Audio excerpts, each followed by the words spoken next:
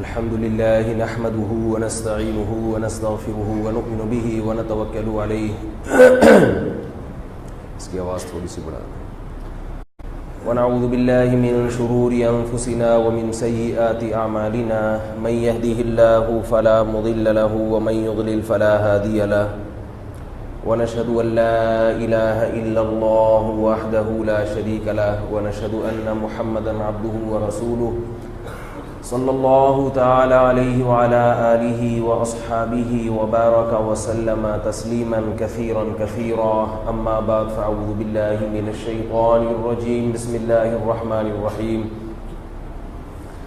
ما ترى في خلق الرحمن من تفاوت فارجع البصر هل ترى من فطور ثم ارجع البصر كرتين ينقلب إليك البصر خاسئا وهو حسير وَلَقَدْ زَيَّنَّا السَّمَاءَ الدُّنْيَا بِمَصَابِيحَ وَجَعَلْنَاهَا رُجُومًا لِلشَّيَاطِينِ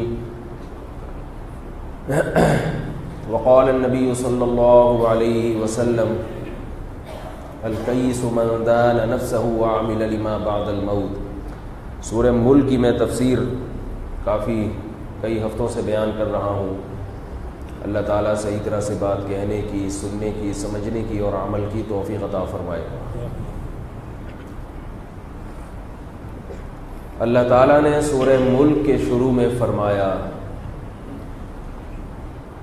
کہ اللہ نے انسان کو پیدا کیا، موت اور زندگی دونوں چیزیں پیدا کی.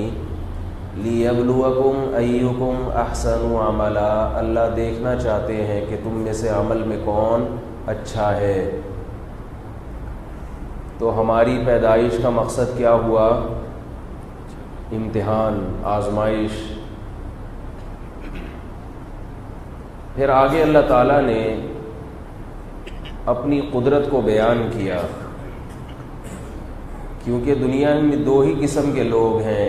ایک تو وہ ہیں جو کہتے ہیں کہ انسان کی زندگی کسی مقصد کے لیے، دوسرے وہ ہیں جو کہتے ہیں کہ انسان کی زندگی بے مقصد ہے، لہذا لائف کو انجوائے کرو، ویلنٹائن ڈے مناؤ اور مزے اڑاؤ.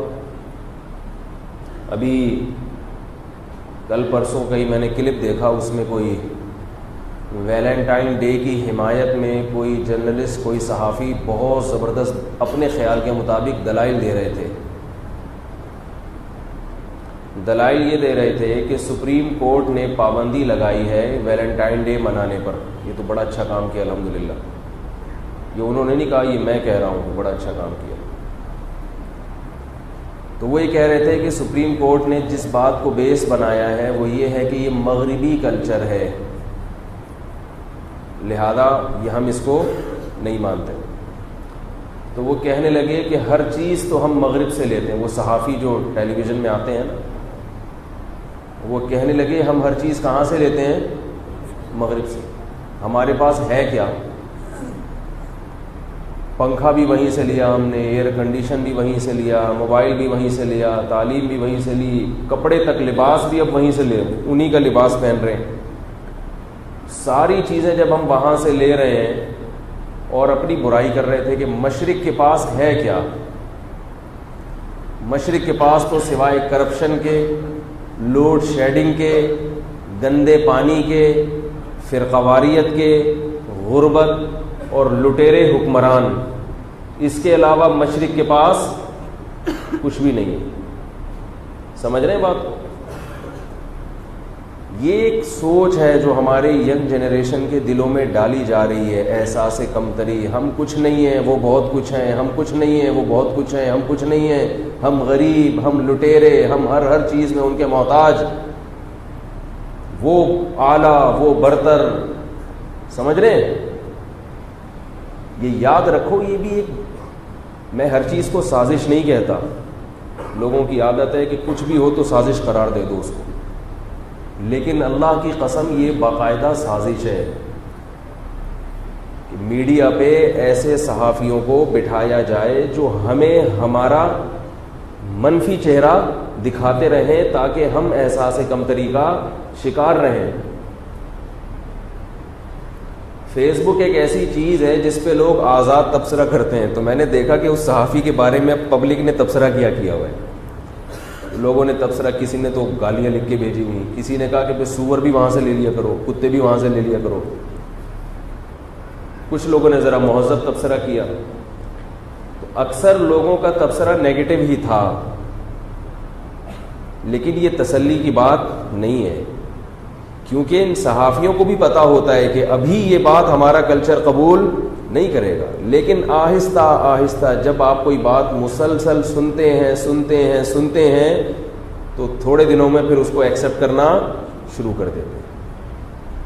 صحافیوں کو پتہ ہوتا ہے, میڈیا کو پتہ ہوتا ہے کہ ہم کتنا جھوٹ بولیں گے, کتنا غلط بات بولیں گے, لیکن ایک انسان کی فطرت ہے, وہ غلط بات بھی جب سنتا ہے نا, چاہے اس کو یقین ہو کہ یہ 100% غلط ہے, لیکن سنتے آہستہ آہستہ کچھ نہ کچھ اس کو شبہ پیدا ہونے لگتا ہے. اس کی میں ایک اکثر مثال دیتا ہوں کہ وہ ایک آدمی کے پاس, گاؤں کا دیہات کا کوئی بندہ تھا, اس کے پاس ایک شخص آیا اور کہنے لگا تیری بیوی بیوہ ہو گئی ہے, تیری بیوی بیوہ ہو گئی ہے, اور تو یہاں بیٹھ کے کھدائی کر رہا ہے, ہل چلا رہا ہے, یہ کیا ہے؟ اس نے کہا میری بیوی کیسے بیوہ ہو گئی, میں تو زندہ ہوں. اب دیکھو میڈیا ایسے ہی جھوٹ بولتا ہے, اور میڈیا ہر بات غلط بھی نہیں کرتا, یہ بھی ذہن میں رکھو. کچھ پازیٹیو کام بھی کرتا ہے میڈیا, ایسا نہیں ہے کہ میں میڈیا کے یہ ساری چیزیں غلط ہی کر رہے ہیں, بہت سارے کام یہ صحیح بھی کرتے ہیں. صحیح کام کو لے لو, غلط چیز سے کبھی بھی متاثر نہ ہو. اور یہ سارا فساد اس لیے ہو رہا ہے کہ علماء کے پاس میڈیا کی پاور نہیں ہے, علماء کا کوئی ٹیلی ویژن کا چینل نہیں ہے, ان چیزوں کی طرف علماء آئے ہی نہیں ہیں. نتیجہ یہ نکلا کہ ان تمام ریسورسز پر, تمام ذرائع پر باطل نے قبضہ کر لیا ہے. جو کام 50 سال پہلے کر لینا چاہیے تھا دینداروں کو, علماء کو, وہ کام اب 50 سال کے بعد بھی سمجھ میں, بولو بھائی, نہیں.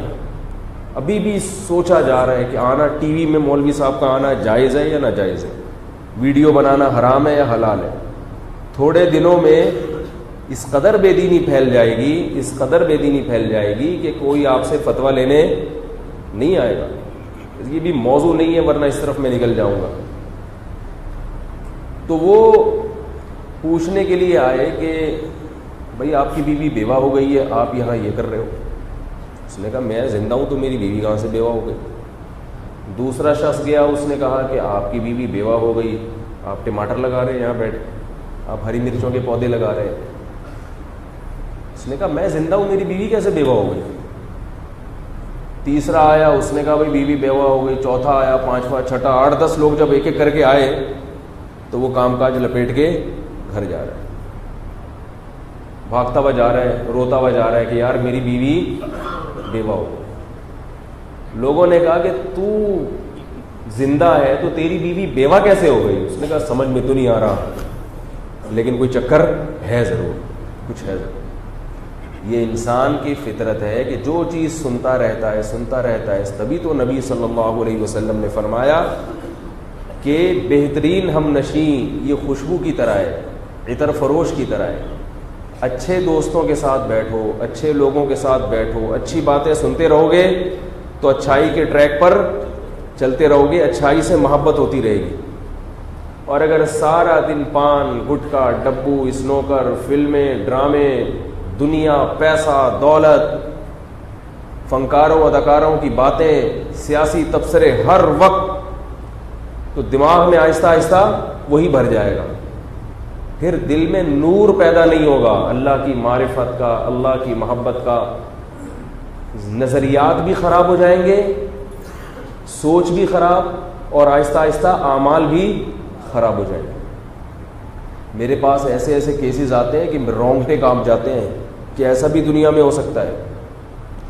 ایسے ایسے جرائم دنیا میں ہو رہے ہیں کہ میرے اندر یہ طاقت نہیں ہے کہ میں یہاں ممبر پہ بیٹھ کے وہ جرائم بتا دوں. جرم کرنے والا بعض دفعہ توبہ کر لیتا ہے تو آ کے بتا دیتا ہے کہ مجھ سے یہ ہوا. حیران ہوتا ہوں کہ ایسا کیسے ہو سکتا ہے، کوئی انسان ایسا جرم کیسے کر سکتا ہے. لیکن اس سے سبق کیا ملتا ہے کہ بری صحبت ایسے مقام پر انسان کو پہنچا دیتی ہے جہاں ایک عام آدمی تصور بھی نہیں کر سکتا، سوچ بھی نہیں سکتا. اس لیے علماء کی باتیں سنا کریں، علماء کے پاس بیٹھا کریں، کتابیں اچھی پڑھا کریں، تاکہ دل میں اللہ کی معرفت کے اور اچھائی کے پودے پیدا ہونا. دیکھو سارا دن اگر جمعداروں کے ساتھ رہو گے، بھنگیوں کے ساتھ رہو گے، تو نتیجہ کیا نکلے گا؟ صفائی سے آہستہ آہستہ محبت ختم. صاف ستھرے لوگوں کے ساتھ رہو گے تو ان کو دیکھ دیکھ کے دل چلے گا ہم بھی صاف ستھرے ہو جائیں. تو ایسے ہی اعمال کی صفائی بھی ہے.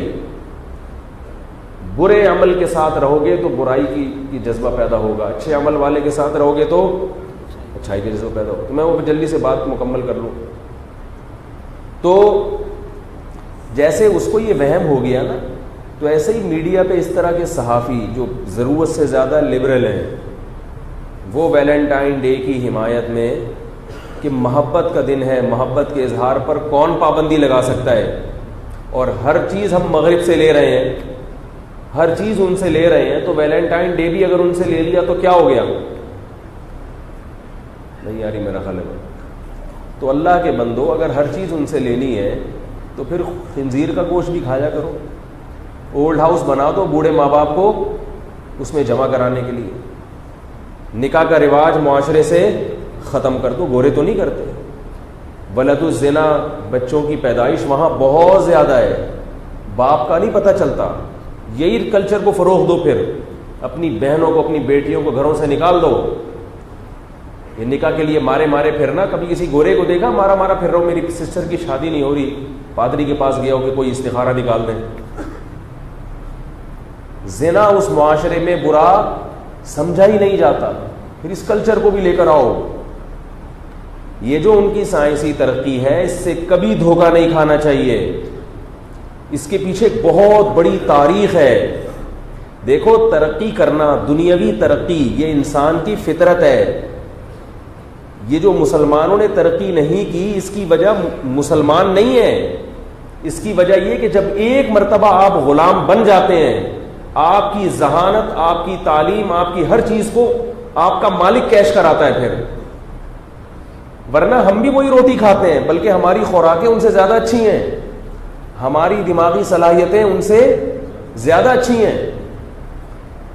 دارالعلوم دیوبند میں ایک انگریز آیا، اس نے چٹائی پر بیٹھ کر مدرسے کے جو طلبہ پڑھ رہے تھے اس نے تھوڑا سا ان سے امتحان لیا، کیا پڑھ رہے ہیں، ان کی سوچ کیا ہے، ڈیبیٹ کیسے کرتے ہیں.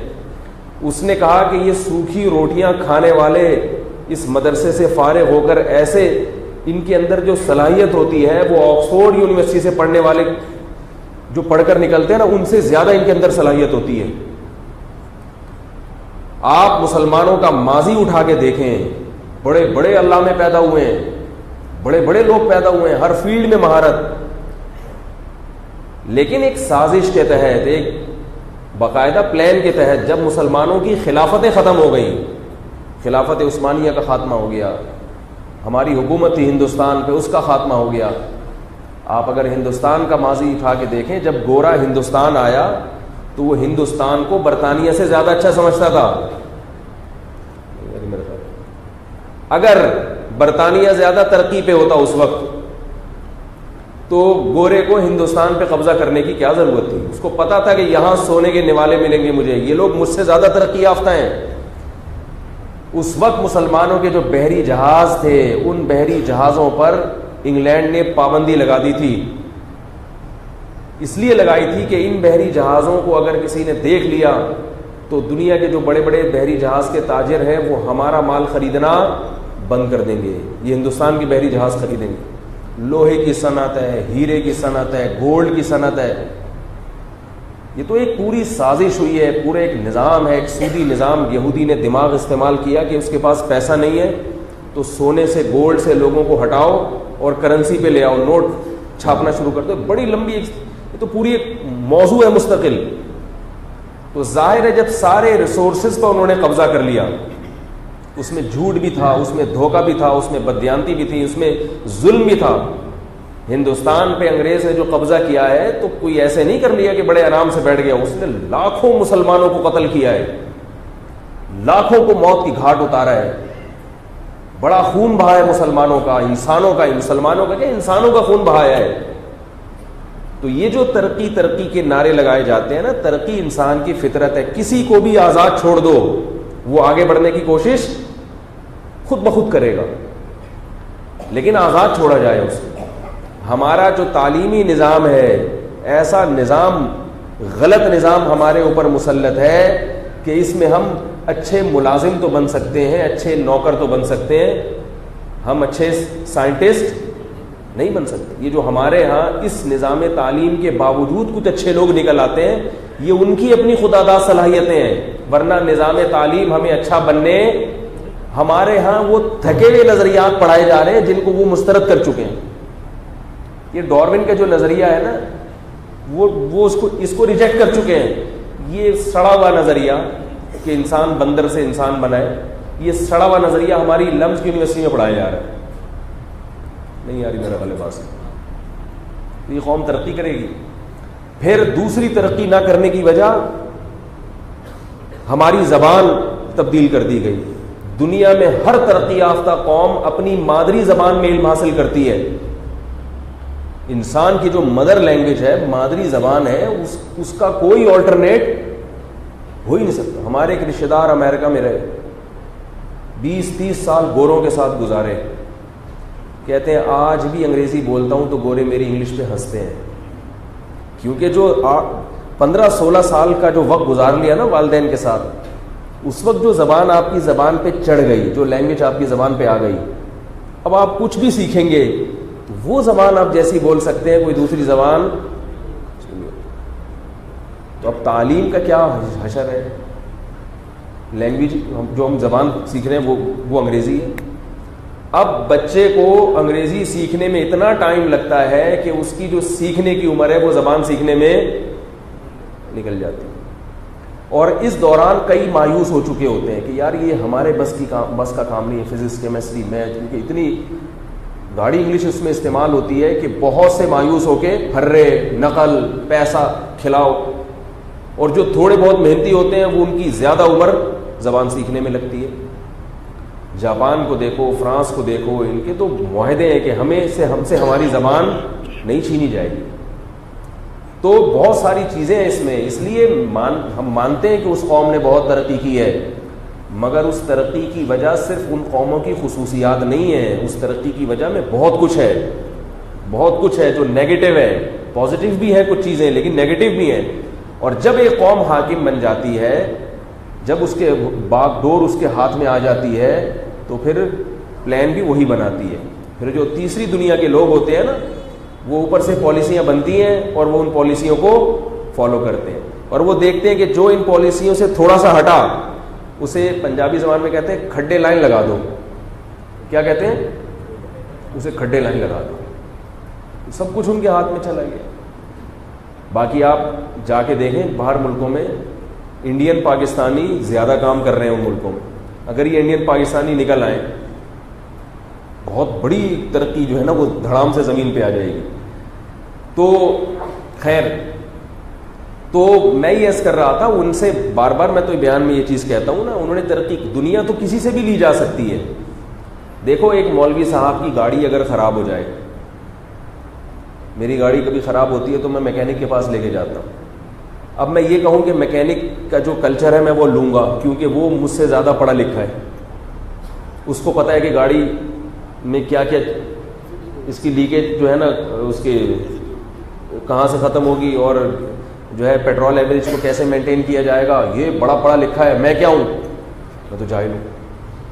مجھے گوشت چاہیے تو میں, ابھی آج میرا مرغا جو تھا نا, مرغا, میں نے مرغے کو چند دن گوشت کھلا دیا. میں نے مرغیاں بھی پالی لی ہیں, تو مرغے کو میں نے پروٹین تاکہ پورے ہو جائیں گوشت کھلا دیا.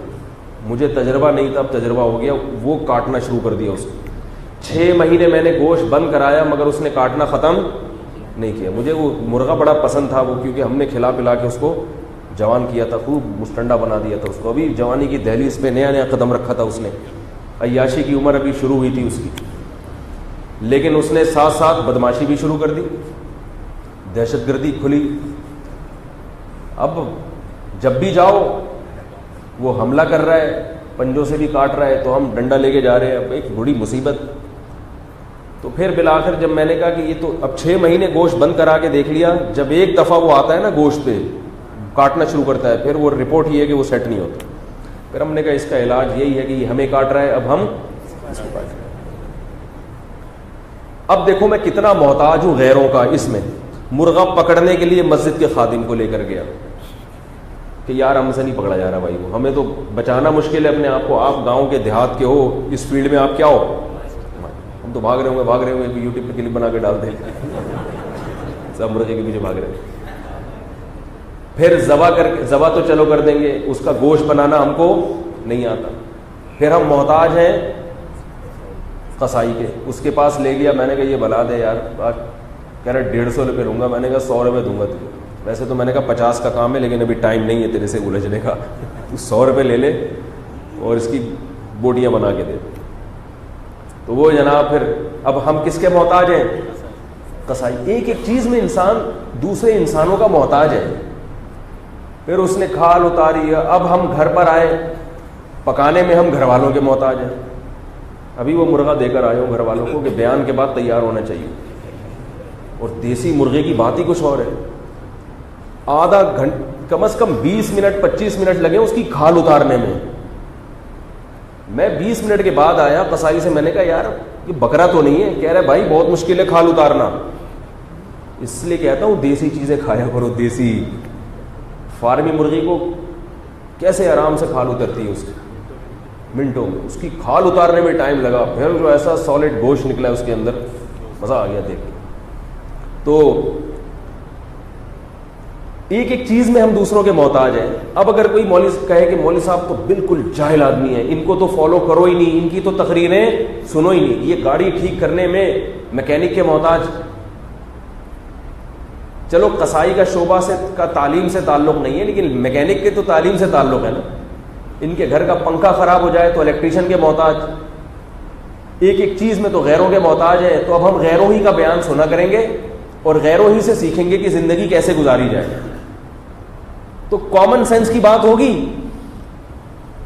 وہ اس آدمی کو لوگوں نے کہا نا تیری بیوی بیوہ ہو گئی ہے, جیسے یہ بہت بڑا جھوٹ ہے نا کہ شوہر زندہ ہو تو بیوی کیسے بیوہ ہو گئی.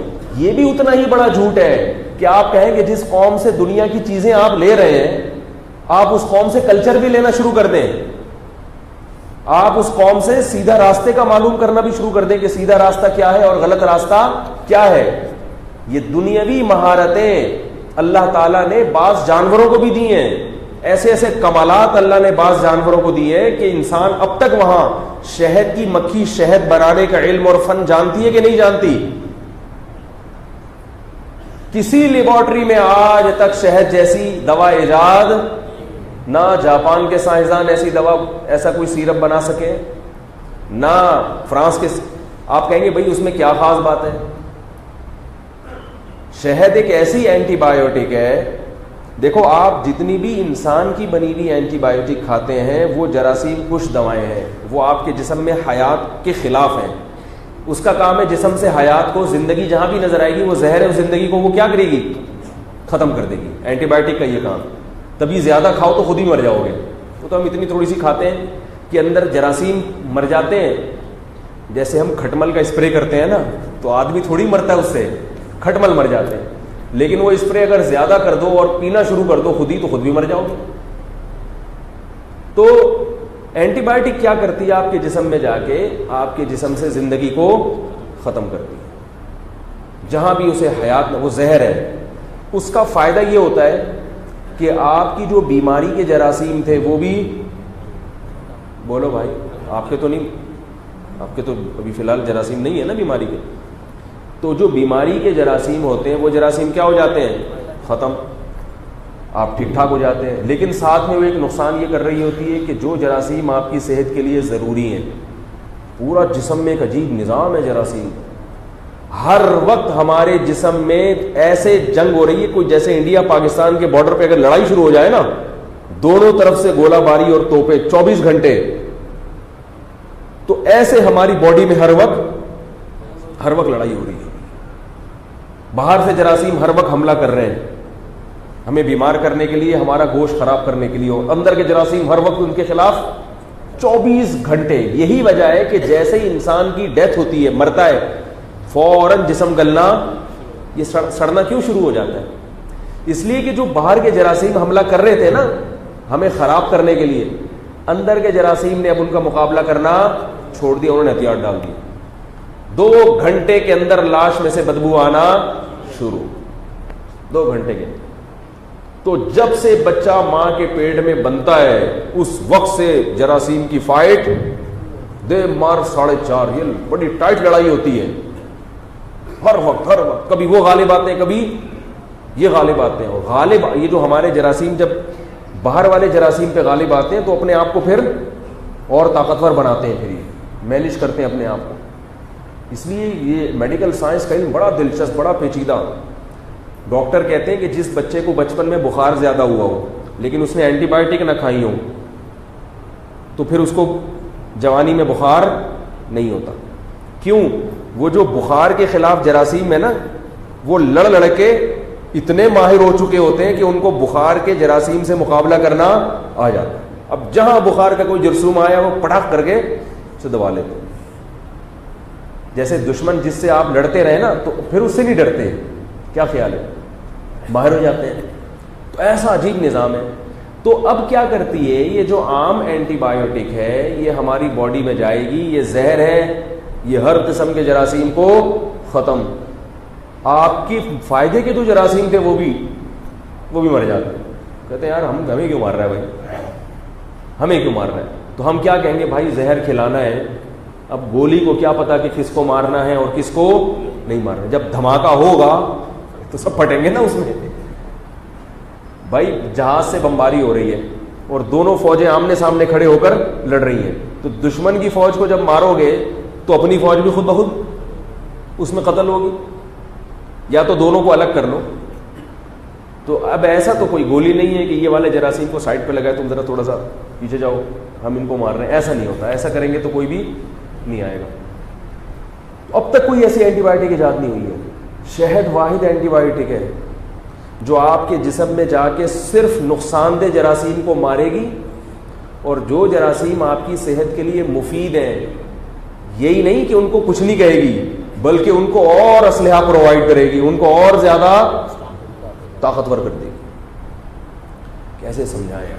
کتنی عجیب بات ہے یہ کون سائنسدان ہے جو ایسی میڈیسن بنا رہا ہے, ایسا سیرپ بنا رہا ہے؟ شہد کی مکھی.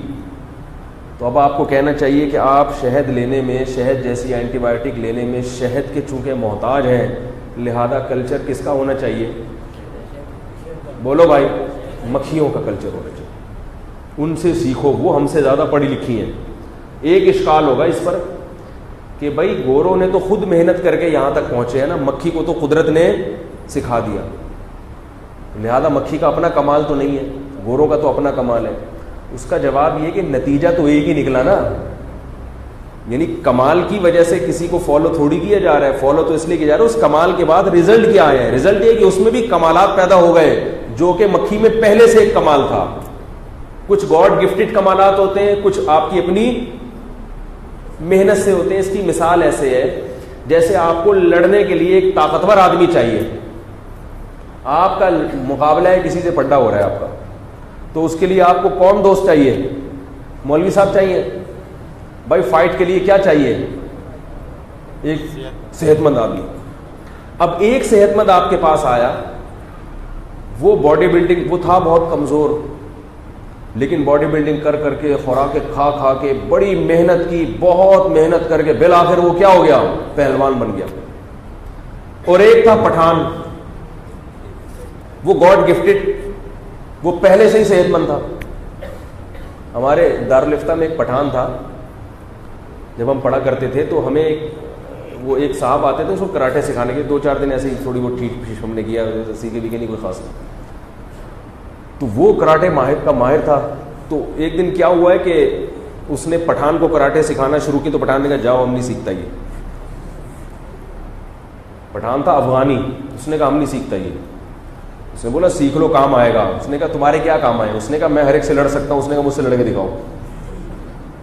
اب اس نے یوں کیا نا, جب وہ ایک اپنی لات ماری ہے تو پٹھان نے یوں پکڑی ایسے کر کے. اس پٹھان کی اتنی موٹی ہڈی تھی, اتنی چوڑی ہڈی تھی کہ وہ کراٹے کا جو ماسٹر تھا وہ اس کو مارتا تھا تو اس پہ ویسے ہی اثر ہو ہی نہیں رہا, اور ایسے کر کے اس کے اوپر بیٹھ گیا. تو ہم نے کہا بھائی یہ گاڈ گفٹڈ ہے. تو اب آپ کے پاس دو شخص آئے, آپ کو لڑائی کی ضرورت ہے. ایک گاڈ گفٹڈ خود بہت پیدائشی پٹھان, ٹھیک ہے نا, یا کسی بھی قوم کا ہو لیکن طاقتور ہے, صحت مند ہے. دوسرا محنت کر کے دن رات جاگ کے جاگنگ کر کے اور بڑی اس کی قربانیاں ہیں, بڑی خواہشات پہ کنٹرول کر کے بالآخر اس کے اندر یہ کمال پیدا ہو گیا کہ وہ بھی کیا بن گیا, طاقتور. تو اب جو گاڈ گفٹڈ تھا اس میں کمال زیادہ ہے لیکن اس کی اس میں اپنی محنت نہیں ہے, یعنی یہ اس کا کمال نہیں ہے کہ اس میں یہ کمال ہے. لیکن آپ لڑائی کے وقت یاد کس کو کرو گے؟ جو زیادہ طاقتور ہو, جو زیادہ اچھا لڑ سکتا ہو. دوسرا آ کے کہہ رہا ہے کہ اگرچہ میں اس سے زیادہ اچھا نہیں لڑ سکتا لیکن یہ تو اللہ کی طرف سے ہے نا, میں نے تو محنت زیادہ, آپ کہ میں نے کرنا کیا ہے آپ کی محنت کا, مجھے جس چیز کی ضرورت ہے وہ ضرورت میری اس سے پوری ہو رہی ہے. تو ہم غیروں کے کلچر کو اگر اس بیس پہ فالو کرتے ہیں کہ ان کے اندر کمالات زیادہ ہیں, وہ خلا میں اڑ سکتے ہیں, وہ جناب یہ چیزیں بنا رہے ہیں, یہ چیزیں بنا رہے ہیں, تو بھائی ایسے بہت سارے کمالات اللہ نے جانوروں میں رکھے ہیں. آپ کو یہ بات معلوم ہونی چاہیے کہ ڈاکٹر اس بات کا, جو ماہر ڈاکٹر ہے, ہر ڈاکٹر کو ہر چیز نہیں پتہ ہوتی. وہ میں نے سیب کے چھلکے کہہ دیا تھا نا, تو اس پہ بعض لوگوں نے اعتراض کیا کہ ڈاکٹر کہہ رہے چھلکے سمیت کھاؤ, تو کھا لے چھلکے سمیت, کوئی مسئلہ نہیں ہے. لیکن ہر ڈاکٹر کو ہر چیز میں معلومات نہیں ہوتی. میڈیکل سائنس میں جو ماہر ڈاکٹر ہیں, جو اس یعنی میڈیکل سائنس کی بنیادیں کہاں سے شروع ہوئیں, اس چیز کا علم جانتے ہیں, وہ یہ بتاتے ہیں کہ 90 سے 99% دوائیں ایسی ہیں جو جانوروں کو دیکھ کر ایجاد ہوئی ہیں. کچھ اور تحقیق کرنے چلے تھے اور نتیجہ یعنی کسی اور چیز پر مطلع ہو گئے. جیسے میں نے خود ایسی ڈاکومنٹریاں دیکھی ہیں, ریچھ کے پیٹ میں درد ہوا, ایک ڈاکٹر ایک سائنٹسٹ جو ہے نا جنگل میں پہنچا تحقیق کے لیے, دیکھا ریچھ کے پیٹ میں درد ہو رہا ہے, تو اس ریچھ نے جا کے ایک جڑی بوٹی کو کھودنا شروع کیا اور وہ جڑی بوٹی کھانا شروع کی. ڈاکٹر نے نوٹ کیا کہ یہ ریچھ یہ کیوں کر رہا ہے. اس کے بارے میں جب تحقیق ہوئی تو پتا چلا کہ اس کے اندر پیٹ کے درد کی یا پیٹ کا علاج موجود ہے, وہاں سے دوا بنی ہے. بہت ساری دوائیں ایجاد ہوئی ہیں. بندروں کو دیکھا گیا یہ اس موقع پہ کیا کرتے ہیں. آپ نے دیکھا ہوگا بلی کو گھاس کھاتے ہوئے, دیکھا ہے بلی دیکھی ہے؟ کراچی میں رہتے ہیں نا تو بلی بھی پتہ نہیں دیکھی, بلی تو دیکھی ہوگی نا. بلی کبھی کبھار گھاس بھی کھاتی ہے, میں نے خود دیکھا ہے. بلی کا جب پیٹ خراب ہوتا ہے تو وہ کیا کرتی ہے, حالانکہ بلی پہ گھاس کتنی عجیب لگتی ہے, کیا خیال ہے؟ بلی اور گھاس کا کوئی جوڑ ہی نہیں ہے.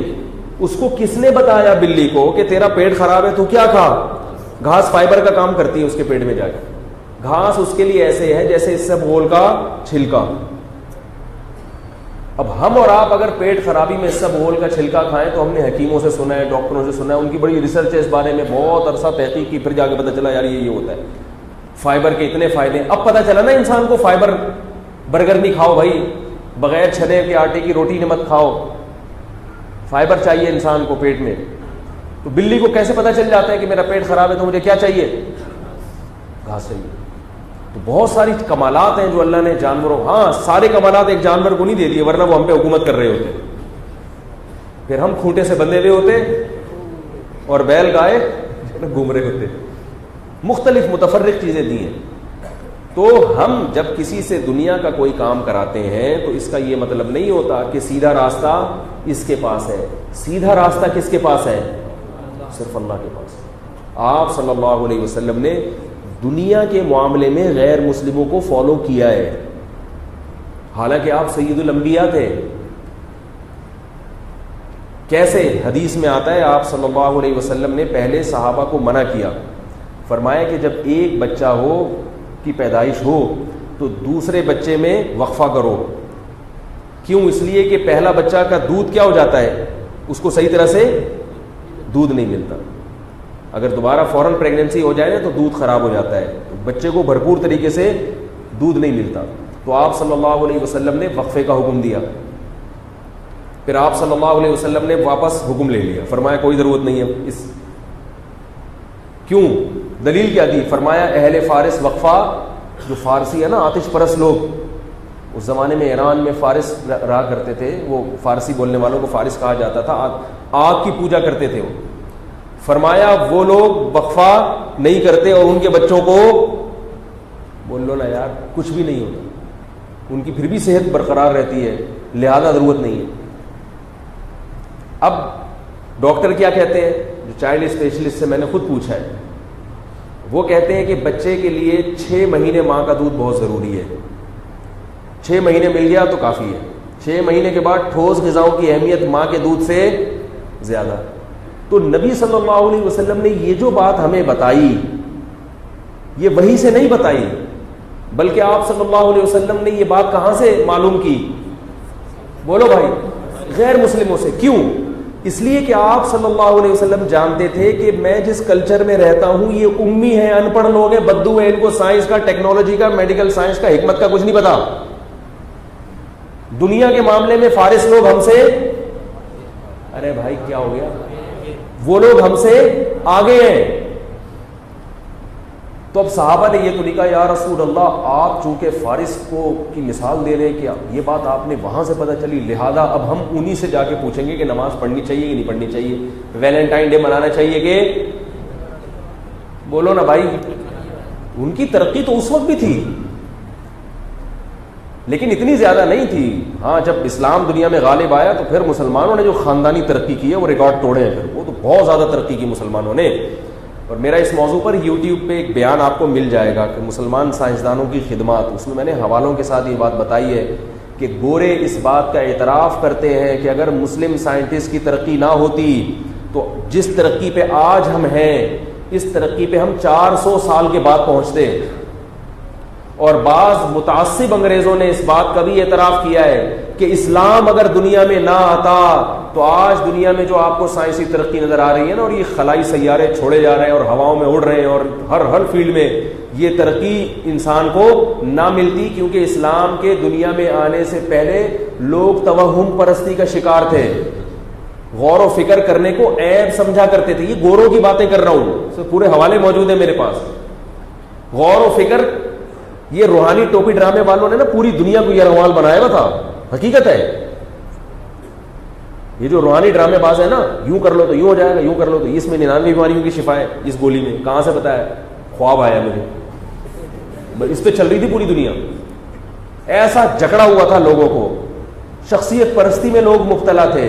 حضرت فلاں دامت برکاتہ نے بول دیا تو بس پتھر پہ لکیر بن گیا, اس کے خلاف کوئی کر نہیں سکتا تھا, بادشاہ قتل کر دیتا تھا اس کو, کیس ہو جاتے تھے.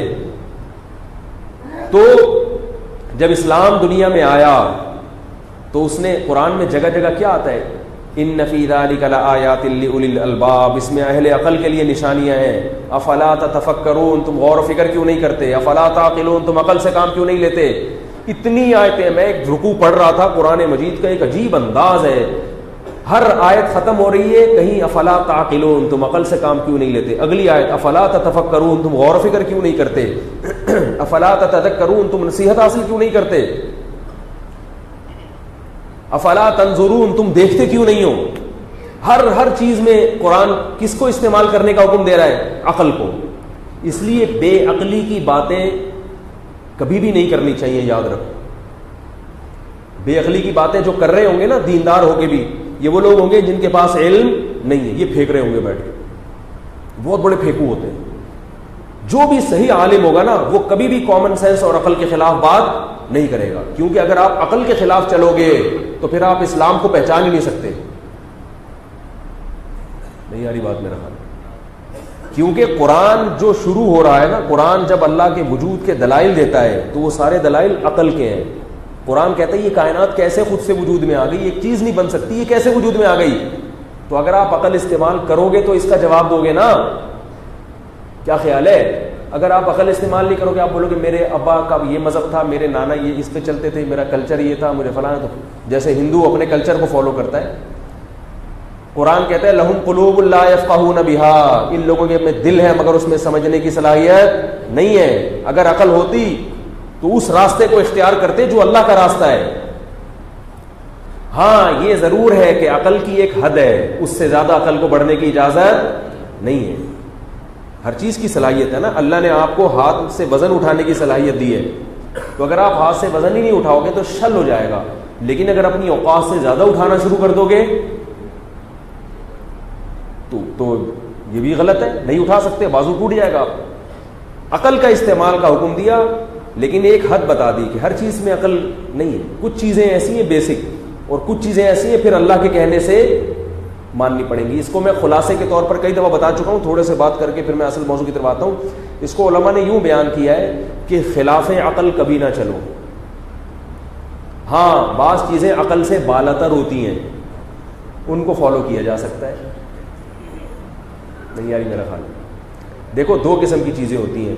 کچھ چیزیں ایسی ہوتی ہیں جو عقل کے اپوزٹ ہیں، خلاف، یعنی ہماری عقل کے دائرہ کار میں آتی ہیں اور عقل فیصلہ کر دیتی ہے کہ یہ کیا ہے، غلط. تو جو مذہب اس چیز غلط کو صحیح کہہ دے وہ مذہب کیا ہوگا، غلط ہو جائے گا، کیونکہ وہ مذہب عقل کے خلاف باتیں کر رہا ہے. تو عقل کے خلاف باتیں کرنے والا مذہب کبھی بھی صحیح، کبھی بھی اللہ کا دین نہیں ہو سکتا، کیونکہ اللہ عقل کے خلاف کیسے باتیں کریں گے. سب سے زیادہ عقل تو اللہ کی ہے. لیکن کبھی ایسے ہوتا ہے کہ ایک چیز عقل کے خلاف نہیں ہوتی مگر عقل سے ما وراء العقل ہوتی ہے، ہماری مینٹل اپروچ سے اوپر کی چیز ہے. اس میں اگر ہمارے پاس صحیح ہونے کی اور کوئی دلیل مل جائے تو مان لیں گے، نہیں ملے تو نہیں مانیں گے. اس کی ایک مثال دیتا ہوں. دیکھو ایک آدمی سے کوئی پوچھے کہ 2 اور 2 کتنے ہوتے ہیں، تو جواب کیا ہے، 4. اب اگر کوئی نبی آئے اور یہ کہے کہ 2 اور 2 4 نہیں ہوتے بلکہ 2 اور 2 کیا ہوتے ہیں، 5 ہوتے ہیں، تو وہ نبی جھوٹا نبی ہے، وہ سچا نبی نہیں ہے. اگر وہ کتنے ہی معجزے دکھا دے وہ، کیونکہ اس کی تعلیمات عقل کے خلاف، تو یہ اللہ پہ جھوٹ لازم آئے گا کہ 2 اور 2 کو 4 کیسے دے، یہ تو غلط ہے نا. اب اگر وہ کہے کہ تمہاری عقل غلط استعمال ہو رہی ہے، تم غلط سوچ رہے ہو، تو ہم کہیں پھر ہم آپ کو پہچاننے میں بھی ہم غلطی کر سکتے ہیں. جب ہماری عقل اتنی موٹی بات کو نہیں سمجھ پا رہی تو پھر اس سے زیادہ پیچیدہ بات کہ آپ سچے نبی ہیں یا نہیں، اس کو کہاں سے پہچانے گی. یہ تو میرا خیال ہے سمجھ میں نہیں چاہیے. اچھا دوسری چیز ہوتی ہے ما وراء العقل. اس کی مثال ہے کوئی آپ سے کہے 348 کو 356 سے 6 دفعہ ضرب دو تو 2,03,85,000 جواب آئے گا. اب آپ نہ تو فوراً یہ فیصلہ کر سکتے ہو کہ صحیح جواب ہے، اور نہ یہ فیصلہ کر سکتے ہو کہ غلط.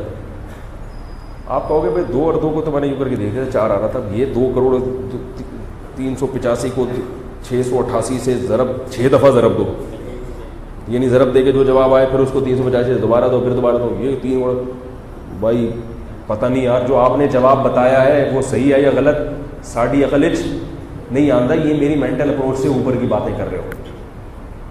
اب جس نے یہ جواب بتایا کہ یہ جواب 3,85,686 ہے فار ایگزامپل، تو یہ جواب صحیح بھی ہو سکتا ہے اور غلط. اس کے صحیح یا غلط ہونے کا عقل فیصلہ کر سکتی ہے، آپ کی عقل نہیں.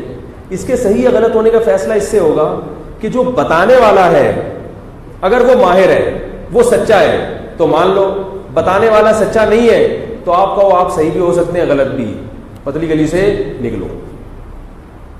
تبھی ہم کیلکولیٹر پر چونکہ اعتماد کرتے ہیں، کیلکولیٹر پر اعتماد ہوتا ہے. کیلکولیٹر میں آپ 385 لکھو، پھر ملٹیپلائی بار 618، اس طرح کرتے چلے جاؤ، جو جواب آئے گا عقل نہیں بھی مانتی پھر بھی آنکھ بند کر کے قبول کر لو گے. آپ کو پتا ہے کہ کیلکولیٹر جھوٹ نہیں بولتا. تو یاد رکھو محمد صلی اللہ علیہ وسلم کی کوئی ایک بات بھی ایسی نہیں ہے جو عقل کے خلاف ہو. اسلام نے کوئی ایک دعویٰ بھی ایسا نہیں کیا جو عقل کے خلاف ہو. قرآن نے کوئی ایک بات بھی ایسی نہیں کی ہے جو عقل کے خلاف ہو. ہاں ایسی بہت سی باتیں ہیں جو ہماری مینٹل اپروچ سے اوپر ہے. تو اگر قرآن کا صحیح ہونا، سچا ہونا دوسرے دلائل سے ثابت ہو جائے تو پھر قرآن کی ان عقل سے بالاتر باتوں کو ماننا پڑے گا. بلکہ قرآن اور حدیث جو ہے وہ تو ہے ہی اس لیے، نبی تو آتا ہی اس لیے یہ بتانے کے لیے کہ کچھ باتیں تو تمہاری عقل میں پہلے سے ہیں، وہ سمجھانے نہیں آ رہا میں. میں وہ باتیں سمجھانے کے لیے آ رہا ہوں جو تمہاری مینٹل اپروچ سے اوپر کی ہیں. تو پھر ہم اس میں دیکھتے ہیں کہ یہ نبی سچے ہیں یا جھوٹے. اگر سچا ہونا ثابت ہو جائے تو پھر ان کی وہ باتیں ماننی پڑیں گی جو ہماری عقل سے بالا تر ہے. سمجھ میں نہیں آ رہی میرے خیال. اب یہ جو قبر کا عذاب ہے یہ خلاف عقل نہیں ہے.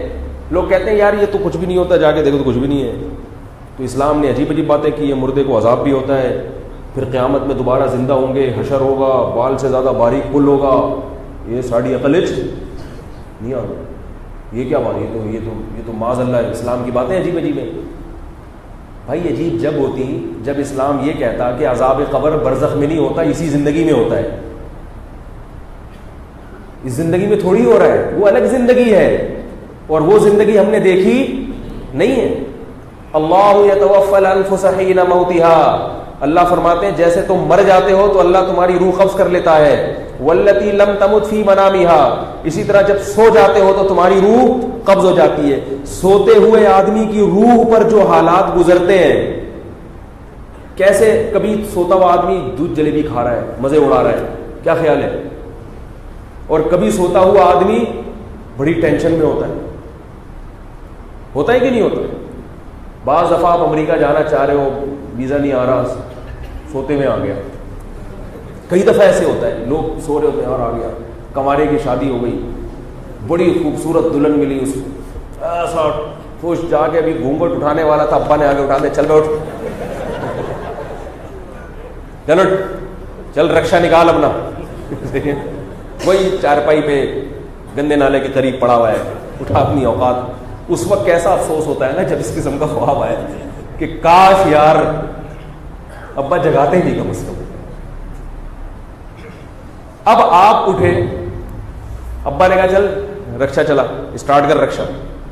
اب آپ کے ابا یار میں ایک عجیب زندگی میں تھا, میں دودھ جلیبی کھا رہا تھا, میری شادی ہو گئی تھی اور بیوٹی پارلر سے میری دلہن سچ کے آئی تھی, میں بھی باقاعدہ سروس اسٹیشن گیا تھا میں, کیونکہ جو بیچارہ رکشا چلاتا ہے نا وہ ایک دو دفعہ نہا کے صاف نہیں ہوتا, سروس اسٹیشن سے ہو کر آیا تھا میں.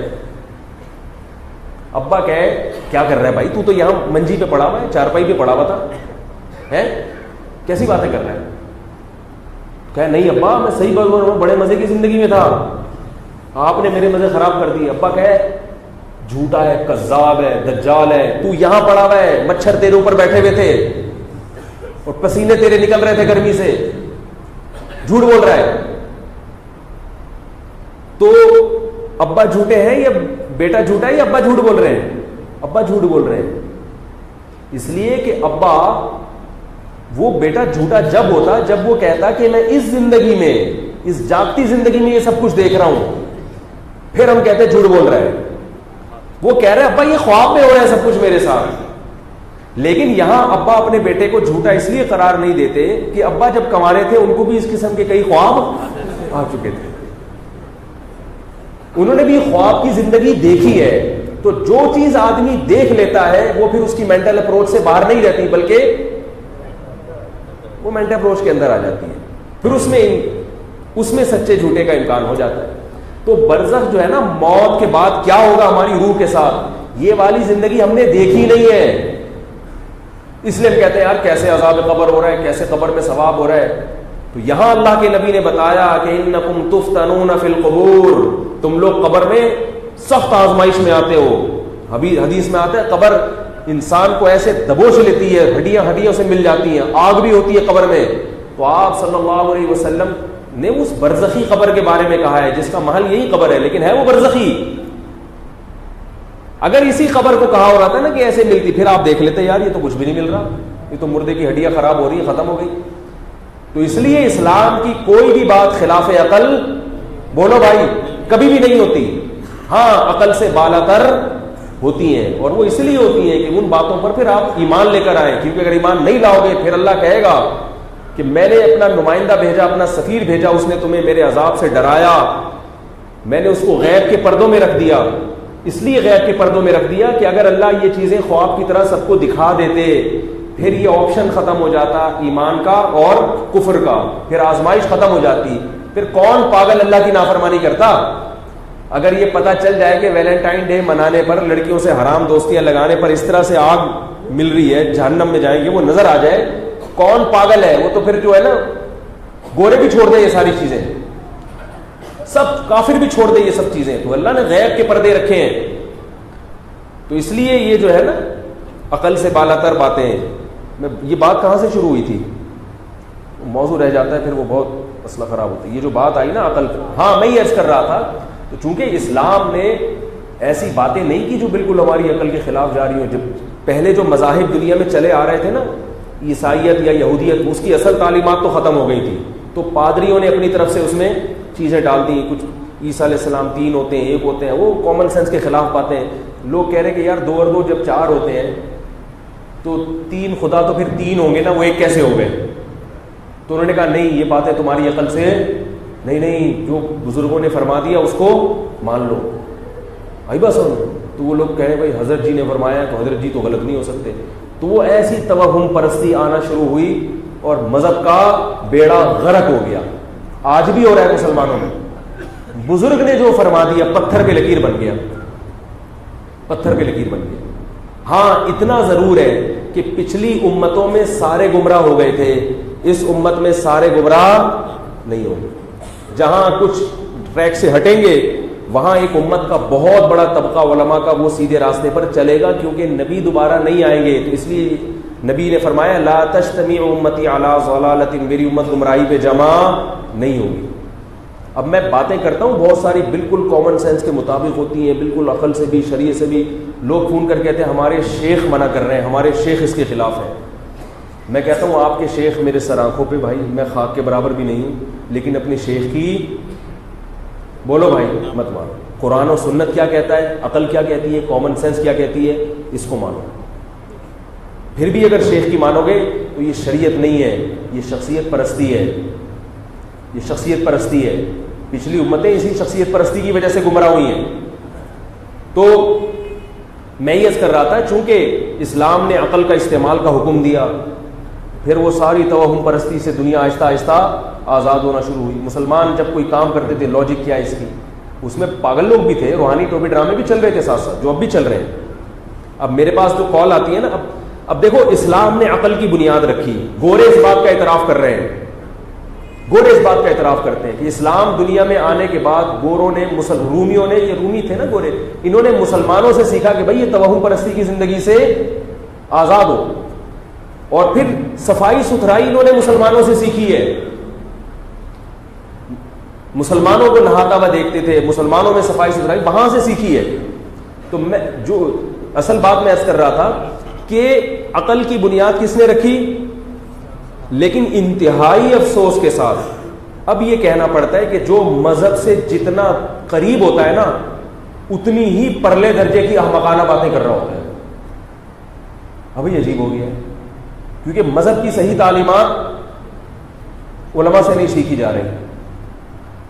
نمازی آدمی 1 نمبر کا پھینکو ہوگا، عجیب قسم کی باتیں کر رہا ہو. حج کر کے آیا تو اور باولا ہو گیا. حج سے پہلے اچھی صحیح باتیں کر رہا تھا، حج کے بعد کیا ہو گیا، باولا ہو گیا. یہ نظر آ رہا ہے. آپ کہیں گے کیسے باولا، میں اب آپ کو بتاتا ہوں کیسے باولا ہو گیا. جب تک دنیا دار تھے، کاروبار میں نقصان ہو گیا تو ماہرین کو بلاتا تھا.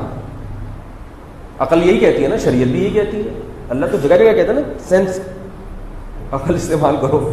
ہر چیز میں یہ عقل استعمال کرنے کا حکم ہے نا. بے عقلی کی باتیں، احمقانہ کی بات، حماقت کی باتیں تو کسی کو بھی اچھی لگتی ہیں. ہمارے حضرت فرمایا کرتے تھے جو احمق ہے نا وہ نیک نہیں ہو سکتا. وہ گیٹ اپ تو نیکوں کا بنا سکتا ہے لیکن وہ نیک نہیں ہو سکتا. احمق آدمی نیک نہیں ہو سکتا. اب آپ کیا کرتے ہیں کہ جی جب تک حج نہیں کیا تھا، داڑھی نہیں رکھی تھی، تبلیغ میں وقت نہیں لگا تھا، خانقاہ سے نہیں جڑے تھے، بالکل لبرل تھے، سیکولر تھے، تو کوئی کام جب ہو جاتا تھا تو دیکھتے تھے یہ مجھے کوئی نقصان ہو جاتا تھا تو نقصان کے اصل جڑ تک پہنچنے کی کوشش کرتے. گھر میں چوری ہو گئی، CID والوں سے رابطہ کرتے تھے. سونگنے والے کتے بلاتے تھے کہ یار دیکھیں چور کے قدموں تک پہنچے وہاں پہ، بہت پھر ٹریس کرنے کی کوشش کرتے تھے. دوبارہ چوری ہو گئی، کیوں ہوئی ہے، کاروبار میں نقصان ہو گیا، کیا مسئلہ تھا. ایسی چیز میں نے لے کے دکان میں ڈال دی جس کی طلب کم ہے، سپلائی زیادہ ہے، ڈیمانڈ کم ہے، یار اب میں یہ حماقت نہیں کروں گا. جتنے بھی اسباب ہیں نا ناکامی کے، سب پہ غور. یار میں نے جو ہے نا انویسٹمنٹ جتنی کی ہے اس کی ڈبل انویسٹمنٹ کرنی چاہیے تھی. یہ سارے اسباب پہ غور کر کے نقصان کی تلافی کی کوشش کرے گا. اور ان میں 100 میں سے 75% لوگ بالآخر کامیاب ہو جاتے ہیں، کیونکہ اللہ تعالیٰ کا وعدہ ہے کہ تم اسباب اختیار کرو گے تو کامیاب کروں گا. یہ تو کافروں کے ساتھ بھی ہے. انہوں نے جو اتنی ترقی کی ہے اس کی وجہ یہی ہے نا کہ وہ جب ناکام ہوتے ہیں تو ناکامی کے اسباب دیکھتے ہیں کہ یار یہ کیوں. آپ کو پتہ ہے چند سال پہلے ایک سائنسدانوں کو خلائی سفر پہ بھیجا، وہ راکٹ تباہ ہو گیا. جب وہ راکٹ تباہ ہوا ہے نا تو پھر دوبارہ نہیں بھیجا اب تک. پہلے یہ دیکھیں گے یہ تباہ کیوں ہوا. وہ جو ٹیکنیکل فالٹ تھا اس کو جب تک ختم نہیں کیا جائے گا، اس کے جب تک ریزن سامنے نہیں آئے گی، ہم اپنے بندوں کی جانیں داؤ پر نہیں لگا سکتے. ہمارے والے کیا کرتے ہیں جو چلہ لگا کر آ گئے یا حج کر کے آ گئے، نیک بن گئے، اب وہ کیا کریں گے؟ دکان میں کوئی نقصان ہو گیا، پتہ ہے کہ نقصان اس لیے ہوا کہ تو کمبخت سردیوں میں برف بیچ رہا ہے. جب تو سردیوں میں دسمبر میں رات 12 بجے برف بیچے گا تو نقصان ہوگا کہ نہیں ہوگا؟ تو جواب نقصان کیوں ہوا؟ اصل میں مسئلہ یہ ہے کہ وہ حضرت جی ہیں ہمارے دامت برکاتہم، بہت ٹائٹ، ان سے سر پہ ہاتھ نہیں پھروایا تھا میں نے. فلاں کی بددعا لگی ہے، فلاں نے ہاتھ نہیں پھروایا تھا، فلاں سے یہ ہو گیا تھا، کسی نے کچھ کر دیا ہے، اس دن مسور کی دال رکھ کے چلا گیا تھا وہ. اور ان چیزوں میں تو ہوتا ہے، تو حدیث سے ثابت ہے، حدیثوں کے حوالے بھی پھر یاد ہوں گے. حدیث سے کیا جنات حدیث سے ثابت نہیں ہے؟ پھر مجھے کہتے کیا جنات کا قرآن میں نہیں سورہ جن پوری جنات نے چوری کی؟ ایک صاحب کا میرے پاس فون آیا کہ میرے گھر سے لاکر سے پیسے غائب ہوئے ہیں اور کوئی بھی چور نہیں ہے. تو مجھے پورا یقین ہے کہ جنات نے غائب کیے ہیں، کیونکہ کنڈیاں بھی اندر سے لگی ہوئی ہیں. کوئی باہر کا بندہ ہوتا اور گھر میں کوئی بھی الحمدللہ ایسا نہیں ہے جس پہ میں شک کروں، باہر سے تو کوئی آ نہیں سکتا. تو یہ حضرت کوئی جن ون کا کیس ہے. میں نے کہا اللہ کی قسم جن نہیں ہے، یا تو کوئی گھر کا چور ہے یا کوئی باہر سے ایسے ٹیکنیکل طریقے سے اس نے کام کیا ہے، کیونکہ وہ آپ کو اگر کام آتا تو آپ بھی چور ہوتے نا، تبھی تو آپ پکڑ نہیں پا رہے کہ یار کیا ہوا ہے. وہ تو ٹیکنیک ہوتی ہے. کہہ رہے اب دیکھو، کہہ رہے جن کیوں نہیں ہو سکتے؟ کیا جنات نہیں ہے؟ کیا جنات یہ کام نہیں کر سکتے؟ میں نے کہا پھر جن سے پوچھ لے جا کے بھائی، مجھے کیوں پوچھ. میں نے کہا تمہارے مقدر میں یہ ہے کہ چوریاں ہوتی رہیں گی، تم اس کے اصل اسباب تک پہنچنے کی کوشش مت کرنا اور جن پہ کیس ڈال دینا. جاؤ عاملوں کے پاس، وہ کوئی چڑیل نکالے گا، پھر خون کی چھینٹیں لگا دے گا، پھر یہ کر دے گا، پھر وہ کر دے گا. تم کبھی ترقی کر ہی نہیں سکتے. میں نے کہا تمہاری، مجھے تو پھر غصہ آ جاتا ہے ایسے موقع پہ. لوگ پھر کہتے بھی آپ کے اخلاق کیسے ہیں؟ تو اس معاملے میں ہمارے اخلاق، تمہاری قسمت ہی خراب ہے. ہوتا ہے نا کہ ایک آدمی کی کہتے ہیں تو نہیں سدھر سکتا، کیونکہ یہ جب ایک دفعہ گھس جائے نا دماغ میں یہ عقیدت، یہ نہیں نکلتی. پھر توہم پرستی جو ہے نا یار، وہ کہیں نہ کہیں قلابیں ملاتا رہتا ہے. کسی نے کچھ کر دیا. مسلمان اگر نیک لوگ راکٹ بھیجتے آسمان پہ سائنسدانوں کو بٹھا کے، اوپر جا کے تباہ ہو جاتا، دوبارہ اگلے دن بھیجتے. کہتے وہ اس میں سورہ یاسین کا ختم نہیں ہوا تھا. ہمارے پیر صاحب نے کہا تھا کہ داتا دربار پہ چونکہ دیگ نہیں چڑھائی اور دیگ چڑھائے بغیر آسمان پہ راکٹ بھیج دیا تم نے، تو داتا دربار سے بددعائیں آسمان تک. بولو نا بھائی، کچھ ہوا ہے. حضرت جی سے یوں نہیں کروایا. میں اس کا قائل ہوں بزرگوں کی برکتوں کا. دعائیں کرواؤ. کافر میں اور مسلمان میں فرق کیا ہے؟ یہ فرق نہیں ہے کہ ہم اسباب اختیار نہیں کرتے، ہم ان سے زیادہ اسباب اختیار کرتے ہیں، مگر ہم نظر کس پہ رکھتے ہیں؟ اللہ پہ. وہ اللہ پہ نظر نہیں رکھتا. ہم کہتے ہیں سب کچھ کرو، ہوگا وہی جو اللہ چاہے گا. سب کچھ کرو، ہوگا وہی جو اللہ چاہے گا. لیکن کرو تو سب کچھ کر ہی نہیں رہا. کم وقت رشتے مسئلے خراب ہو جاتے ہیں. خواتین کے بہت فون آتے ہیں، میرا شوہر ایسا 2 نمبر، میرا شوہر یہ 1 نمبر کا بدماش، میرا شوہر یہ حقوق ادا نہیں. میں کہتا ہوں جان چھوڑاؤ اس سے. کہتے نہیں وہ فلاں بزرگ نے کہا کہ یہ ٹھیک ہو جائے گا. یہ کیا ہو جائے گا؟ میں نے کہا دنیا میں کوئی بھی کسی بھی وقت ٹھیک ہو سکتا ہے، نہ گورنمنٹ کی طرف سے پابندی نہ اللہ. 99 انسانوں کا قاتل بھی ٹھیک ہو گیا تھا. لیکن آپ کا میاں ٹھیک ہوگا یا نہیں ہوگا یہ کس کو پتا ہے؟ غالب یہ ہے کہ ایسا سڑا ہوا آدمی ٹھیک.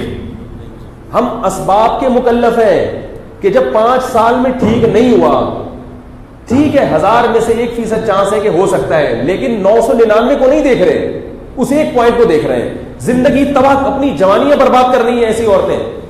ٹھیک کرنے کے چکر میں ہوتے ہوتے 45 سال کی ہو گئی خاتون. اب ٹھیک ہو گیا بھی کیا کر لے گا, اب ٹھیک ہو گیا, زندگی تو تباہ کر دی نا, اور اب بھی ٹھیک نہیں ہوا تو اب طلاق لے کے کہاں شادی کرو گی؟ 45 سال میں کون لفٹ کرائے گا پھر؟ یہ ہو رہا ہے گھروں میں. اسی طرح میاں بھی ایسا ہی کرتا ہے.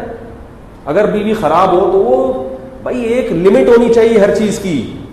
کسی کو یا تو خامیاں برداشت کر کے زندگی گزارو, اگر ناقابل برداشت خامیاں ہیں تو عورت اپنے شوہر کو ٹھیک ہونے کی کا ٹائم بتا دے کہ 1 سال میں آپ کے باپ کو بھی ٹھیک ہونا پڑے گا.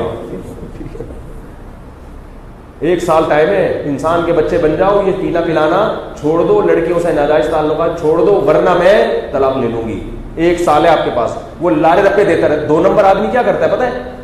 2 نمبر آدمی کہتا ہے اس کو پتا کہ میری بیوی نے میری غلطیاں مجھے پیتے ہوئے بھی دیکھ لیا, لڑکیوں سے دوستیاں بھی دیکھ لی, گھر میں ٹائم نہیں دے رہا, بہت ذہنی ٹارچر کر رہے ہوتے ہیں جو خراب مرد ہے نا اپنی بیویوں کو. اب عورت اپنے ابا کو بتائے گی, لڑکی ابا کو بتائے گی, ابا میرا میاں ایسا, ابا میں ذہنی مریض بن رہی ہوں, ابا مجھے ٹینشن ہو رہی ہے. ابا کہتے ہیں دیکھو اللہ کے خزانوں میں کسی چیز کی کمی, بولو بھائی, نہیں ہے. ہم اس کو سمجھاتے ہیں. پہلے اسٹیپ میں تو یہ ٹھیک ہے کہ بھئی اس کو ہم سدھارنے کی کوشش کریں, ٹھیک ہے, پہلی دفعہ میں یہ بات صحیح ہے. سدھارنے کے لیے تبلیغ والوں سے رابطہ کہ یار ہمارا داماد ہے, ذرا اس کو بھی کبھی کبھار سیروزے میں لے جاؤ. پورا زور لگا لیا, اس کو بھی بٹھا کے جرگہ بٹھا دیا, یار انسان کا بچہ بن جا, میری بیٹی ذہنی مریض بن رہی ہے, اللہ کا واسطہ. تو ایک حد ہونی چاہیے نا.